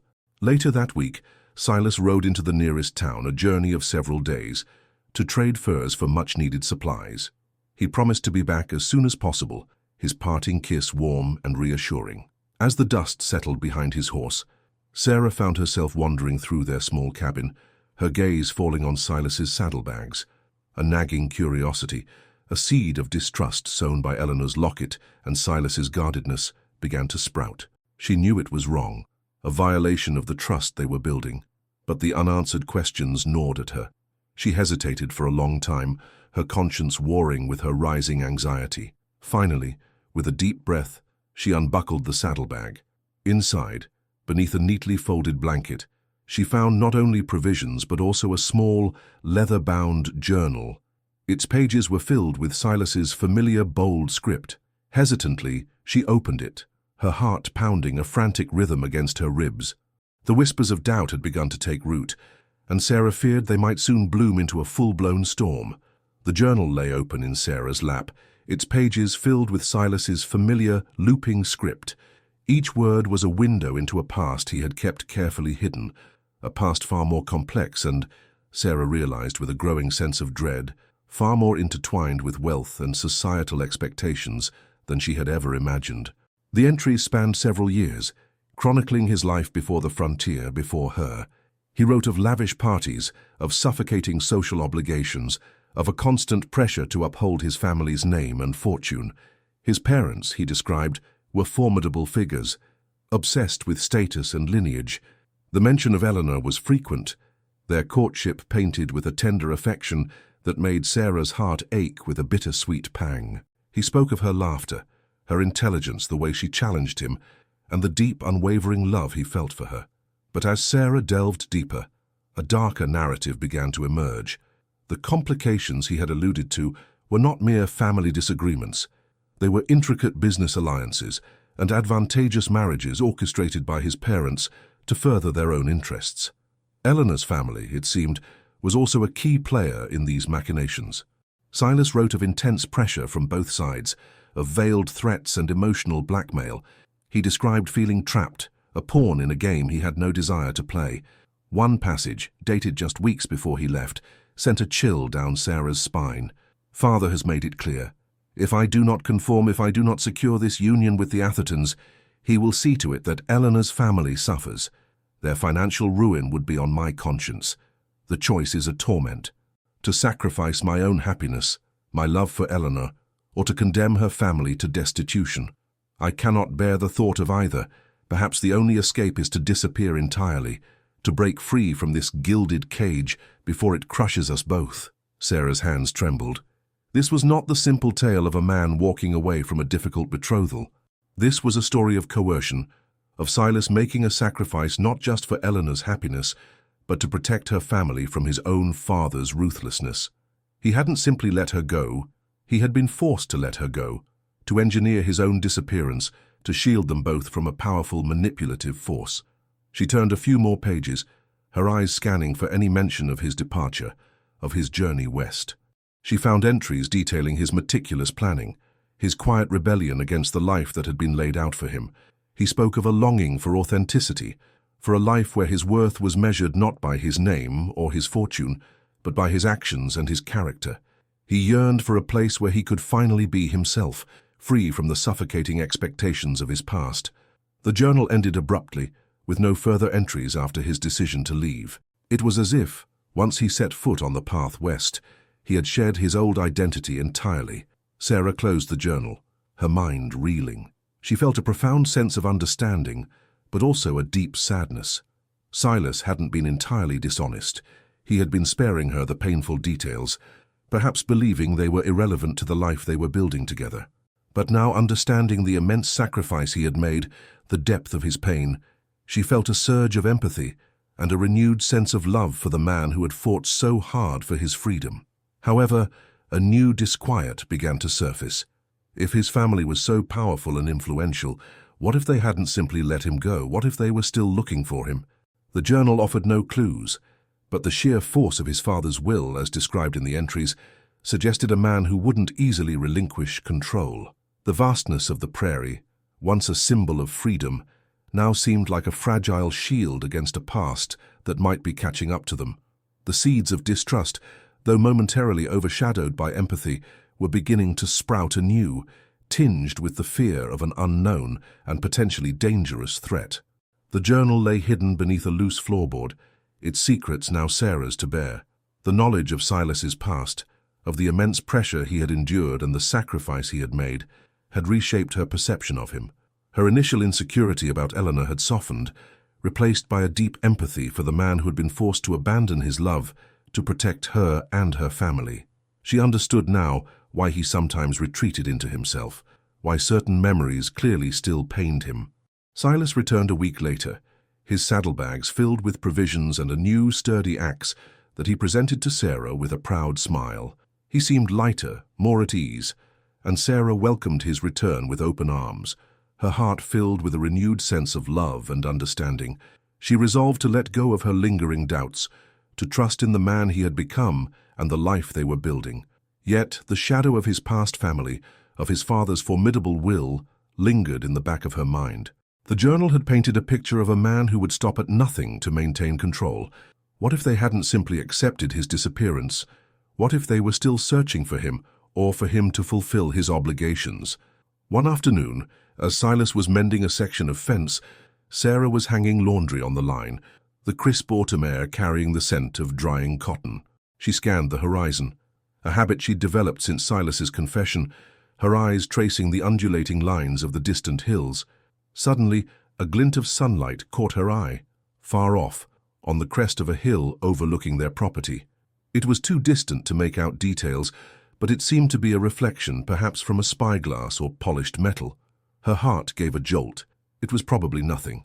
A trick of the light, perhaps. But the unease that had begun to resurface since reading the journal made her pause. She watched the spot for several minutes, but the glint didn't reappear.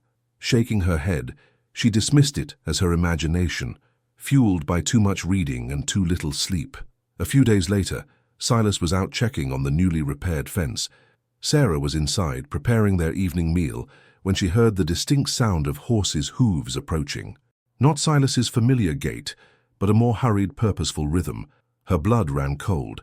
She hurried to the window, peering through the dusty pane. Two riders, dressed in dark, tailored clothing that seemed out of place in the rugged landscape, were slowly making their way towards the cabin. They rode with an air of authority, their faces grim and determined. They were not prospectors, nor cowboys. They looked like men on a mission. Sarah's breath hitched. Silas was still out by the fence, a good distance from the cabin. She had to warn him. She rushed to the back door, intending to slip out and run towards him, but then she saw Silas looking up from his work, his gaze fixed on the approaching riders. His body stiffened, his posture changing from relaxed competence to a coiled tension she had never seen before. He didn't call out. He simply turned and walked towards his horse, his movements deliberate and unhurried, but with an underlying urgency. He mounted quickly, his eyes never leaving the riders. As he neared them, he raised a hand, a gesture that seemed to be both a greeting and a warning. The riders stopped, their conversation with Silas brief and hushed. Sarah couldn't hear their words, but she could see the tension in Silas's shoulders, the set of his jaw. After a few minutes, Silas turned his horse and rode back towards the cabin, the two strangers following at a respectful distance. As they approached, Sarah could see their faces more clearly. They were stern, unsmiling men, their eyes sharp and assessing. They looked like lawmen, or perhaps private investigators, men who were accustomed to finding what they were looking for. The shadow of Silas's past had finally arrived at their doorstep, and Sarah's heart sank with the chilling certainty that their peaceful life on the frontier was about to be irrevocably disrupted. The two strangers dismounted, their movements precise and economical. They were impeccably dressed in dark, tailored suits, a stark contrast to the rough-hewn world of the Wyoming Territory. Their faces were hard, their eyes missing the warmth of the prairie sun, instead carrying a steely glint of authority and purpose. Sarah, standing by the cabin door, felt a prickle of apprehension that went beyond mere curiosity. These were not men who ventured into this territory for leisure. Silas approached them, his own demeanor a study in controlled calm. He offered a curt nod. "Gentlemen, what brings you out this far?" His voice was steady, but Sarah detected a subtle undertone of tension, a carefully constructed facade. The taller of the two men, with sharp features and eyes that seemed to miss nothing, stepped forward. "Silas Montgomery, I presume?" he asked, his voice smooth yet commanding. The use of his full name, his real name, sent another tremor through Sarah. She had only ever known him as Silas. Montgomery. It sounded foreign, a relic of a life she was only beginning to understand. Silas didn't flinch. "I go by Silas out here," he replied, his gaze unwavering. "Mr. Montgomery," the man continued, ignoring Silas's subtle deflection, "we represent your father, Mr. Alistair Montgomery. He has tasked us with a matter of considerable importance." The words hung in the air, heavy with unspoken implications. Sarah's eyes flickered towards Silas, searching his face for a reaction. He remained impassive, but a muscle twitched in his jaw. "My father?" Silas's voice was laced with a carefully concealed weariness. "I haven't had dealings with my father in years. What matter could possibly concern him?" The second stranger, a burly man with a grim expression, spoke for the first time. "He is concerned about your well-being, Mr. Montgomery, and about certain outstanding familial obligations." Sarah's mind raced. Outstanding obligations, family. It all pointed back to the journal, to the gilded cage Silas had escaped. She could see the wheels turning in Silas's mind, his efforts to maintain composure under duress. "My obligations are my own," Silas stated, his tone firm. "I am living my life here by my own design. There is nothing for my father to concern himself with." The taller man gave a slight, almost imperceptible smile, a predator scenting weakness. "Mr. Montgomery is persistent. He believes you have abandoned your responsibilities. He has instructed us to ascertain your current situation and to convey a message." "I have no interest in any message from my father," Silas said, his voice hardening. "You can tell him I am well and that I wish to be left in peace." The man ignored Silas's words, his gaze sweeping over the simple cabin, the modest livestock. It was a look that conveyed disdain, a judgment on Silas's chosen life. "Your father is offering you a generous opportunity, Mr. Montgomery, a chance to return to your rightful place. He believes you have made a grave mistake, isolating yourself out here. He is prepared to overlook past indiscretions, provided you agree to rejoin the family's business and fulfill certain expectations." Sarah's breath hitched. "Fulfill certain expectations." The words echoed the journal's chilling revelations. She looked at Silas, her heart aching for the burden he carried. This was the confrontation he had likely always feared, the past catching up to him in the most unwelcome way. Silas met the man's gaze, his own eyes blazing with a quiet defiance. "My rightful place is here, with my wife, building a life of my own making. I have no desire to return to the life you represent. Tell my father that I will not be swayed by his generous opportunities or his threats. I am free, and I intend to remain so." The taller man's expression remained unreadable, but there was a subtle shift in his posture, a hardening of his stance. "Mr. Montgomery, your father is a man of considerable influence. He is accustomed to getting what he wants. This rustic existence will not shield you forever."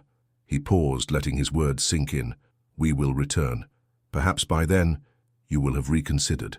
With another curt nod, the two men remounted their horses. They rode away as purposefully as they had arrived, leaving behind a palpable sense of unease. Sarah watched them go, her gaze fixed on their retreating figures until they disappeared over the horizon. She turned to Silas, her eyes filled with a mixture of fear and admiration.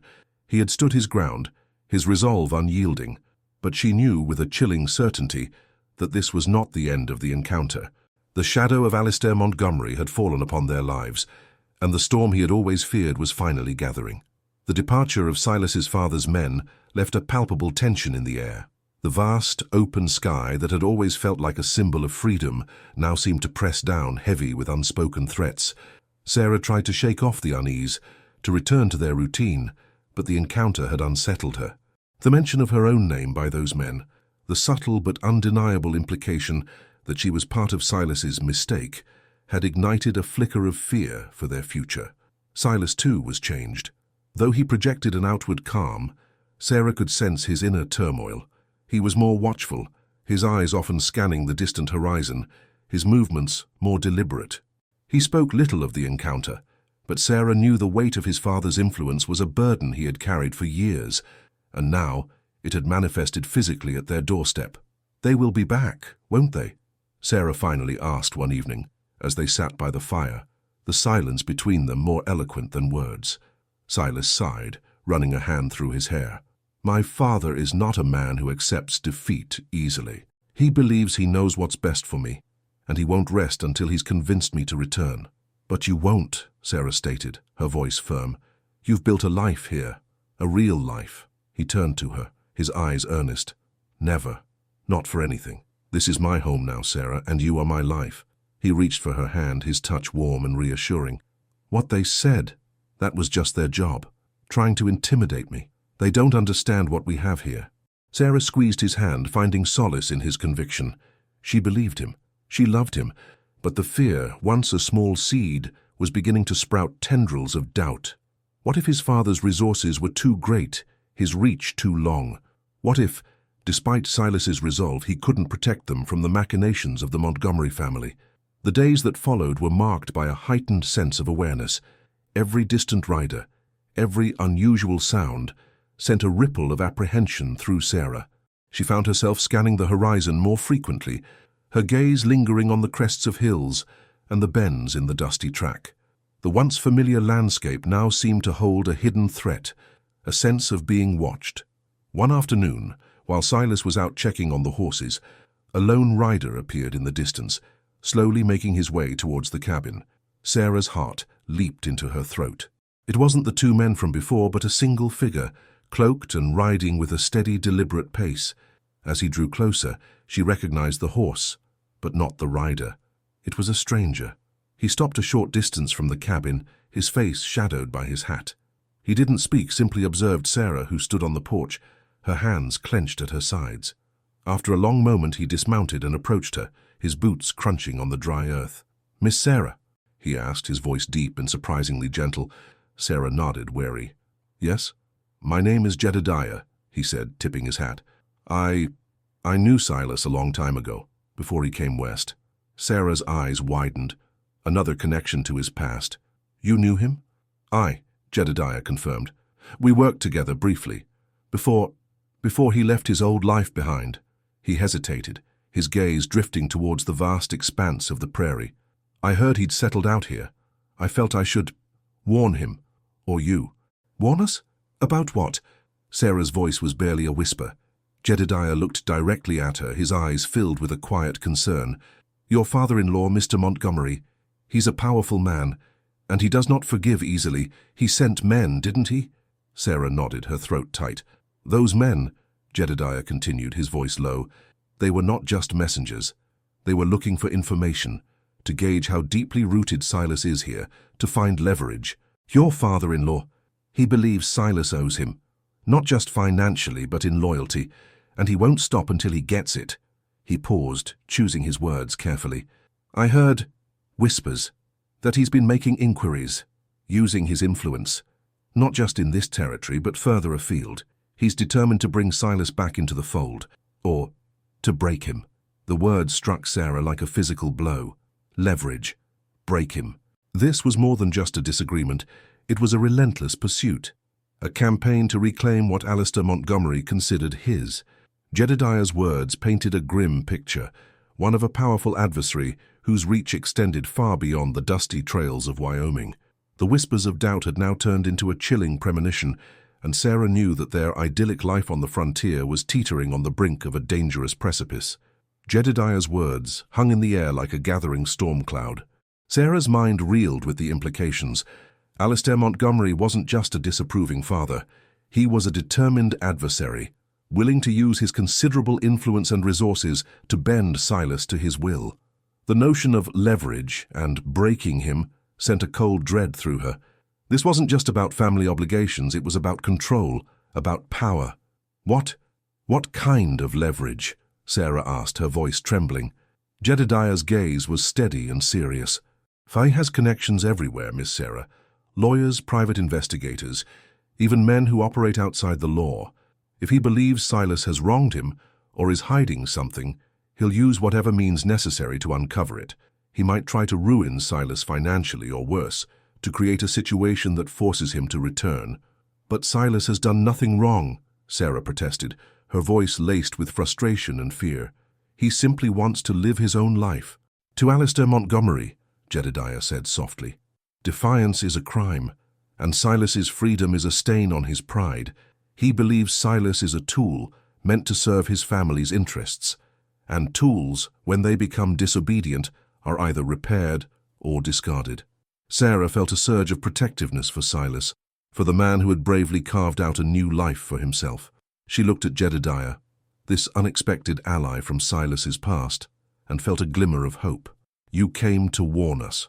Why? Because I owe Silas, Jedediah replied simply. He helped me out of a difficult spot once when I was younger and more foolish. He showed me a different path. I can't stand by and watch his father destroy him. He looked towards where Silas had been working. He's a good man, Miss Sarah. Strong, but he's been through a lot. He deserves this peace. Sarah nodded, her heart heavy. The peace they had found felt increasingly fragile. What can we do? Be vigilant, Jedediah advised. Keep your eyes open. And if you see anything suspicious, anything out of the ordinary, don't hesitate. My ranch is a few days' ride from here, up north. If you need help, send word. He scribbled an address on a scrap of paper and handed it to her. And Silas, he needs to be careful. His father will be looking for any weakness, any vulnerability. As Jedediah rode away, Sarah watched him go, her mind a whirlwind of fear and determination. The threats were no longer vague. They were concrete, tangible. Alistair Montgomery was a force to be reckoned with, and his shadow loomed larger than ever. That evening, when Silas returned, Sarah told him about Jedediah's visit. Silas listened intently, his jaw tight with a familiar anger. My father, he muttered, shaking his head. He truly is relentless. He won't stop, Silas, Sarah said, her voice laced with worry. He'll find a way to hurt you. Silas pulled her into his arms, holding her tightly. Not if I can help it, and not if we're careful. Jedediah is right. We need to be vigilant. He looked into her eyes, his own filled with a newfound resolve. We've faced challenges before, Sarah. We'll face this one too, together. But the encounter had changed something. The easy camaraderie of their days was tinged with a growing anxiety. Every gust of wind seemed to carry whispers of their pursuers. Every distant shadow seemed to conceal a lurking threat. Sarah found herself jumpier, her senses on high alert. She started to catalogue every unfamiliar face, every strange occurrence. The frontier, which had once felt so welcoming and vast, now felt smaller, more vulnerable. The threat was no longer a distant possibility. It was a palpable presence, a wolf circling their peaceful cabin, waiting for the opportune moment to strike. The fight for their freedom, Sarah realized with a chilling certainty, had just begun. The days following Jedediah's visit were a testament to Silas and Sarah's resilience. They continued their work, tending to the farm, mending fences, and caring for the livestock, but beneath the surface of their daily routines a quiet vigilance had taken root. Silas was more cautious when he rode into town, always choosing less traveled routes and keeping a watchful eye for any signs of pursuit. Sarah, too, became more attuned to their surroundings, her senses sharpened by the looming threat. One afternoon, a stranger rode into their small settlement, a man with a shrewd, observant gaze, who spent an unusual amount of time asking questions at the general store. He inquired about Silas, his history, his activities, and any visitors he might have received. The store owner, a garrulous man named Hank, unwittingly provided the stranger with more information than he probably should have. Sarah, who happened to be in the store for supplies, overheard snippets of the conversation, and a cold knot formed in her stomach. The stranger's questions were too specific, too probing, to be mere idle curiosity. He had the air of a man on a mission, a man sent to gather intelligence. When Sarah returned to the cabin, she recounted the encounter to Silas. His jaw tightened. "He's one of my father's men," Silas stated grimly. "They're trying to piece together my life out here, to find any advantage they can." "He asked about Jedediah too," Sarah added, her voice hushed. Silas swore under his breath. "My father would use anyone or anything to get to me. He won't rest until he has me back under his thumb." He paced the small cabin, his frustration palpable. "We need to be smarter, more careful." That evening, a fierce storm rolled in, a sudden tempest of wind and rain that lashed against the cabin. The thunder was deafening, and lightning illuminated the prairie in stark, fleeting flashes. It was the kind of storm that could disorient and deter, but Silas saw it as an opportunity. "This storm," he said, his eyes alight with a plan. "It's our cover. Tomorrow, before the trails dry out, I'm going to ride to Jedediah's. I need to warn him that they're looking for him too. And then we'll make our own move." Sarah looked at him, a mixture of fear and admiration in her eyes. Silas had always been a man of action, but now his resolve was hardened by the direct threat to their lives. "What kind of move?" "We can't just wait for them to find us," Silas explained. "We need to disrupt their search. Show them that we're not easy targets. We'll move further west into more remote territory, somewhere they won't expect us to go, somewhere harder to find." The prospect of leaving their home, the cabin they had built with their own hands, was daunting. But Sarah knew Silas was right. Staying put, waiting for the inevitable confrontation, was no longer an option. "We'll go," she said, her voice firm. "Whatever it takes." The next morning, the storm had passed, leaving behind a world washed clean, but the air was still heavy with the scent of damp earth and a sense of impending change. Silas packed their supplies, his movements efficient and purposeful. Sarah gathered what little they could carry, her heart aching at the thought of leaving behind the life they had created. As Silas prepared to mount his horse, he turned to Sarah, his gaze steady and full of love. "This won't be easy, Sarah, but we'll face it together. Remember what we're fighting for." Sarah nodded, tears welling in her eyes, not of sadness, but of fierce determination. They were fighting for their freedom, for their love, and for the right to live their lives on their own terms. As Silas rode off towards Jedediah's ranch, Sarah watched him go, a silent prayer on her lips. The path ahead was uncertain, fraught with danger, but their resolve was unshakable. They were leaving their haven, venturing into the unknown, but they were doing it together, two souls bound by love and a shared defiance against the shadows of the past. The real test of their strength, Sarah knew, was just beginning. The boot prints near the hidden cave weren't just a discovery, they were a death knell. The raw, untamed landscape of the Rockies, a place that had felt like the last bastion of freedom, now seemed to press in on them, its majestic peaks like the walls of a trap. Alistair Montgomery's agents weren't just following, they were closing in, their relentless pursuit a cold, calculated shadow that stretched across the mountain passes. Silas and Sarah, once confident in the vastness of the wilderness, now understood its treachery. The very same valleys and ridges that had hidden them could just as easily betray them, funneling their pursuers to their exact location. The sense of an end game was palpable, a chilling certainty that their time was running out. As Silas packed their meager belongings, his hands moved with a grim, practiced efficiency. The cave, a sanctuary for so many weary nights, now felt like a holding cell. "They're not just following our tracks anymore, Sarah," he said, his voice a low, gravelly whisper that seemed to absorb the silence of the cave. "They're hunting us. My father's men are thorough, and they're getting closer. This isn't just about finding me. It's about a declaration of power. He wants to show the world that no matter how far I run, I'm still his. He's not just a man. He's an institution, a force of nature, and he's bringing all of his resources to bear. We can't outrun them indefinitely, not without exposing ourselves more than we already have. Every trail we take, every stream we cross, is another breadcrumb. The wilderness is vast, but it's not infinite.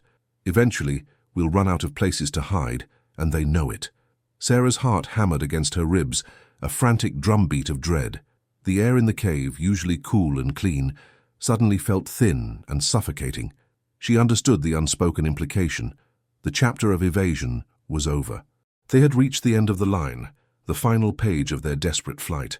"What do we do, Silas?" she asked, her voice a thin thread of sound, barely audible above the whisper of the wind at the cave's mouth. The question was a plea, a raw admission of her own helplessness, and a testament to her absolute trust in him. Silas met her gaze. His eyes, usually so full of warmth and humor, were now hard and sharp, like chiseled flint. They held a mixture of bone-deep weariness and a fierce, unwavering resolve. He was no longer the mountain man who had saved her. He was the man who had been raised in a gilded cage and understood the predator's mind. "We have two options," he began, his voice dropping to a conspiratorial hush. "We can try to create a diversion, a large enough one that they'll be drawn away, giving us a chance to slip into even more remote territory, a place where a man and a woman can truly disappear. It's a gamble, a risky maneuver that might buy us a few precious days, or it could lead them directly to us." He paused, his jaw tightening, the muscles in his face working with controlled tension. "Or we confront them, not the entire force. That would be suicide. But maybe find a way to deal with the immediate threat, isolate them, turn their numbers against them, use the terrain, their arrogance, and their certainty of victory against them." The word confrontation sent a tremor through Sarah. It felt like stepping out of a shadow and into a spotlight, a complete reversal of their strategy. Silas was a capable man, a master of the wild, but he was one man against what she knew to be a well-funded, well-armed, and ruthless private army. The odds seemed impossibly stacked against them, yet she also knew that standing still was no longer an option. "Confronting them, it could be dangerous, Silas," she said, her voice laced with a deep maternal concern that she hadn't realized she felt for him. "I know," he replied, his gaze unwavering, a flicker of something almost predatory in his eyes. "But staying put makes us sitting ducks. We've been running on borrowed time, Sarah. My father wants me back, not just to control me, but to break me. He won't stop until he gets me, or until he makes me regret every choice I've made since the day I walked away. And he'll use anyone and anything to do it. He's already sent men after Elias, I'm sure of it. He's the kind of man who would burn a village just to get one piece of a puzzle he needs.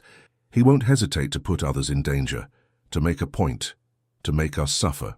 The thought of Elias, the kind old trapper who had offered them refuge and friendship, being targeted because of their presence, filled Sarah with a fresh, hot wave of righteous anger. It wasn't just their lives at stake anymore. It was the lives of the innocent people who had shown them kindness. This was no longer a personal battle.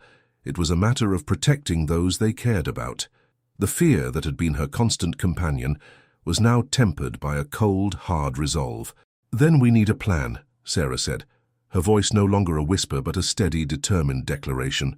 "A real plan, not just running. We can't let him do this to anyone else. We can't let our choices bring harm to others. We have to stand our ground. We have to fight back in whatever way we can." Silas nodded, a glimmer of a smile playing at the corners of his mouth, a flash of the man she had come to love. It was a glimmer of hope, of shared purpose. "There's an old abandoned mining town a few days' ride from here. It's remote, almost forgotten, a ghost town left to rot. If we can get there, we might be able to use its layout to our advantage. It's a maze of broken shacks and collapsed mines. We can use the environment, the echoes, the dust, the shadows. We can create a situation that draws them in where we can negotiate, or at least create enough chaos for us to disappear for good. We won't be outrunning them anymore. We'll be outsmarting them." The plan was risky, bordering on reckless, a desperate maneuver born of desperation. But it was a plan, a chance to fight back, not with brute force, but with cunning and a deep, intuitive understanding of the terrain. They spent the rest of the day gathering what little supplies they could carry, their movements imbued with a new sense of purpose. The fear was still present, a cold knot in their stomachs, but it was now tempered by a burgeoning hope, a belief in their ability to overcome this challenge together. As the sun began its slow descent, painting the mountain peaks in shades of fiery orange and deep purple, Silas and Sarah mounted their horses. They looked back at the cave, the temporary sanctuary that had offered them a brief respite, a final moment of peace. Then, with a shared glance of unshakable determination, they turned their horses towards the distant, unknown promise of the abandoned mining town. They were riding towards their crossroads, towards a confrontation that would either secure their freedom or shatter their dreams. The wild, unforgiving mountains were their battleground, and their courage, their love, and their resolve were their only weapons. The shadow of Alistair Montgomery loomed, but for the first time since their journey began, Silas and Sarah were not just fleeing. They were moving towards a destiny they intended to forge themselves, no matter the cost. The ride to the abandoned mining town was a journey into a deeper kind of desolation. The days had been long and arduous, a relentless progression through the unforgiving terrain of the Rocky Mountains. The trail, what little there was little more than a whisper in the dust, a faint memory of a forgotten path. The landscape grew increasingly stark, the vibrant greens of the higher altitudes giving way to the ochre and grey of a land bled dry by greed and time. The air grew heavy with the scent of dust and decay, the silence broken only by the mournful creak of their saddles and the rhythmic thud of their horses' hooves on the parched earth. They rode in a state of heightened awareness. Every rustle in the underbrush, every distant call of a bird, was a potential threat. Silas, with his years of experience in the wilderness, was a sentinel, his eyes constantly scanning the horizon, his ears attuned to the slightest anomaly. He moved with a quiet competence, a man in his element, but Sarah could see the strain in the tight lines around his eyes, the set of his jaw. He was no longer just a protector, he was a tactician, and the weight of their survival rested squarely on his shoulders. Sarah, for her part, had learned to mimic his vigilance, her own senses sharpened by weeks of constant fear. The fear was a cold, hard knot in her stomach, but it no longer paralyzed her. Instead, it fueled a new kind of strength, a quiet resilience that she never knew she possessed. After 3 days of this tense, silent journey, they crested a final ridge. Below them, nestled in a dust-choked valley, lay the ghost town. It was a skeletal testament to human ambition and failure. The buildings, once bustling with the promise of gold and fortune, were now broken and hollowed out.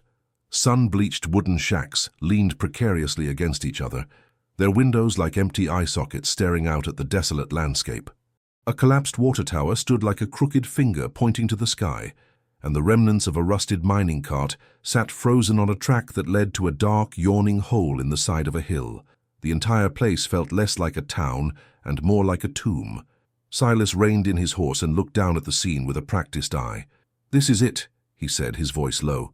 "The perfect trap." Sarah's eyes widened. "It's so empty." "That's what makes it perfect," Silas replied, a grim smile on his lips. "It's a blank canvas.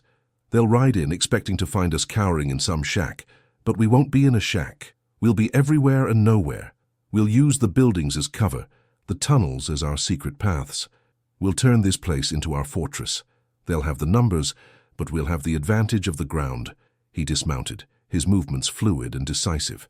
"We need to scout the area thoroughly, map out every entrance, every exit, every potential hiding spot, and we need to lay a few surprises." They spent the remainder of the day and the entire next day exploring the ghost town, their fear temporarily eclipsed by the sheer, painstaking work of survival. Silas was a master of the environment, and he taught Sarah to see it not as a collection of ruins, but as a tactical chessboard. He showed her which shacks had solid floors and which were a single misplaced step away from collapse. He pointed out the old tunnels and shafts, explaining how some were safe to use while others were death traps waiting to happen. He showed her how to use the high ground, the broken walls, and the deep shadows to their advantage. They discovered an old abandoned saloon, its doors hanging on a single hinge, its interior filled with a thick layer of dust and the faint ghostly scent of stale whiskey. In a corner, they found an old, broken-down piano. It was a poignant reminder of the lives that had once filled this place, of the music and laughter that had long since faded into the wind.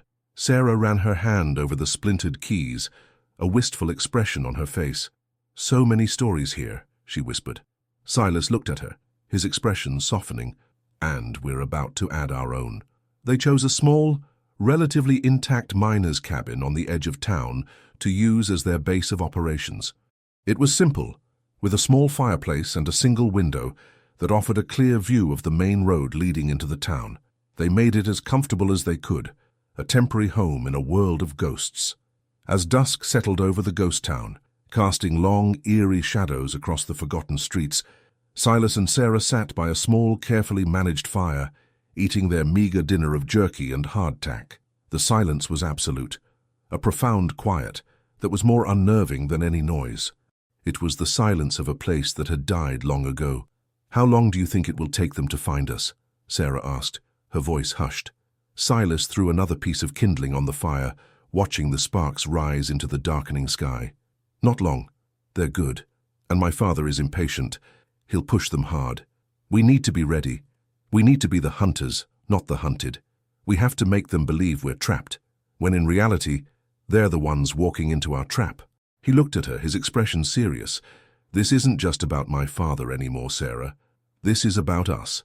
This is about fighting for the life we want to build. It's about showing him that his control ends where our will begins." Sarah reached out and took his hand, her touch a source of comfort and strength in the desolate place. "I know," she said, her voice firm, "and I'm not afraid, not as long as we're together." The ghost town, a symbol of ruin and failure, was about to be transformed. It would no longer be a tomb, it would be a battleground. And Silas and Sarah, once victims of circumstance, were ready to stand their ground and fight for their future. The air in the ghost town was thick with anticipation, a heavy, almost suffocating dread that settled over the ruined landscape. Silas and Sarah had completed their preparations, a meticulous, days-long process of turning the hollowed-out town into a labyrinth of traps and strategic vantage points. They had reinforced a few key structures, created multiple escape routes through the old tunnels, and set up a series of rudimentary alarms, small piles of loose stones that would announce a presence, strings tied to cans that would jingle with an intruder's footfall.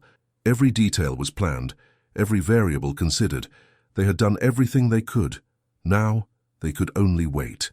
The sun climbed high in the sky, a searing white orb that beat down on the dusty streets, creating shimmering waves of heat that distorted the horizon. The silence of the ghost town was absolute, but it was no longer the peaceful, empty silence of a place at rest. It was the coiled, tense silence of a predator waiting for its prey. "They're close," Silas said, his voice barely a whisper, as he stood at the window of their small cabin, his field glasses pressed against his eyes. "I can feel it. The wind shifted. I can smell them. Dust, sweat, and the scent of a man on a mission." Sarah, who was sharpening the blade of a hunting knife, felt a shiver run down her spine. The moment of truth was here. Her heart pounded in her chest, a frantic rhythm against her ribs. She looked at Silas, at the grim resolve on his face. He wasn't just a mountain man anymore. He was a warrior. "What do we do now?" she asked, her voice steadier than she expected. "We wait," he replied, lowering the glasses. "We let them come to us. We make them play our game. We'll use the high ground. We'll force them into the open. We'll use the shadows and the dust to our advantage. They'll be looking for two people. We'll make them believe there's an entire army of ghosts." The waiting was the hardest part, a slow, agonizing crawl of time. They sat in silence, each lost in their own thoughts. Sarah's mind reeled back to the moment she had first met Silas, a half-dead, abandoned bride. He had seen a woman, not a monster. He had shown her kindness, and in doing so had taught her to see herself differently. Their story had been one of rescue, of care, and of the slow, fragile bloom of love in the harshest of conditions. And now, that love was facing its ultimate test. Hours passed. The sun began its slow descent, painting the sky in fiery hues. Then it happened. A distant sound, the faint, high-pitched jingle of metal on metal carried on the wind, followed by the unmistakable sound of a horse's whinny. Silas's head snapped up.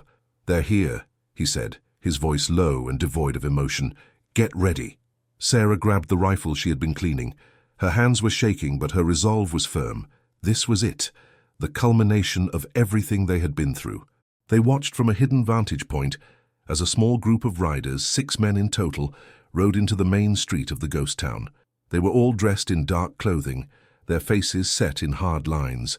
They moved with a chilling efficiency, their rifles at the ready.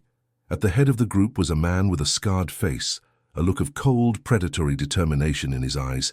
He was Alistair Montgomery's most trusted enforcer. He was the one who had been sent to finish the job. "Spread out," the scarred man yelled, his voice echoing in the stillness. "They're here somewhere. Find them. Don't let them get away."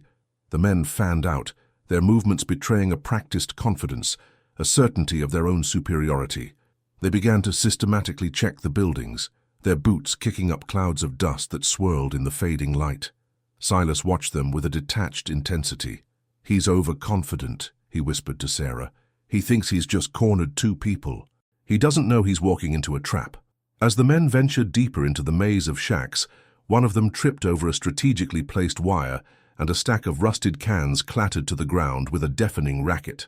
The man cursed, his companions all turning their heads towards the sound, their concentration broken. That was their opening. Silas gave Sarah a silent signal. They were in position, perched on the roof of a collapsed shack, with a clear view of the men below. They weren't going to shoot to kill, at least not yet. The goal was to disarm and disorient, to turn the men's arrogance against them. Silas fired his rifle, the shot echoing like a clap of thunder through the valley. It wasn't aimed at any of the men, but at the ground a few feet away from the scarred man, kicking up a spray of dirt. The men flinched, startled, their formation breaking. "Show yourselves!" the scarred man roared, his face contorted in rage. "You can't hide from us forever!" Silas responded with another shot, this time hitting the window of a nearby shack, the glass shattering with a loud crash.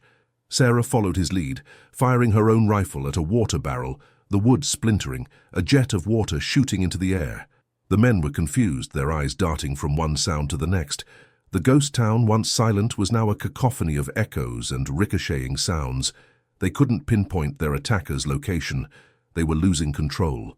As the sun dipped below the horizon, bathing the town in a final bloody light, Silas turned to Sarah, a mixture of determination and love in his eyes. "This is it, Sarah," he said, his voice low and urgent. "This is our last stand.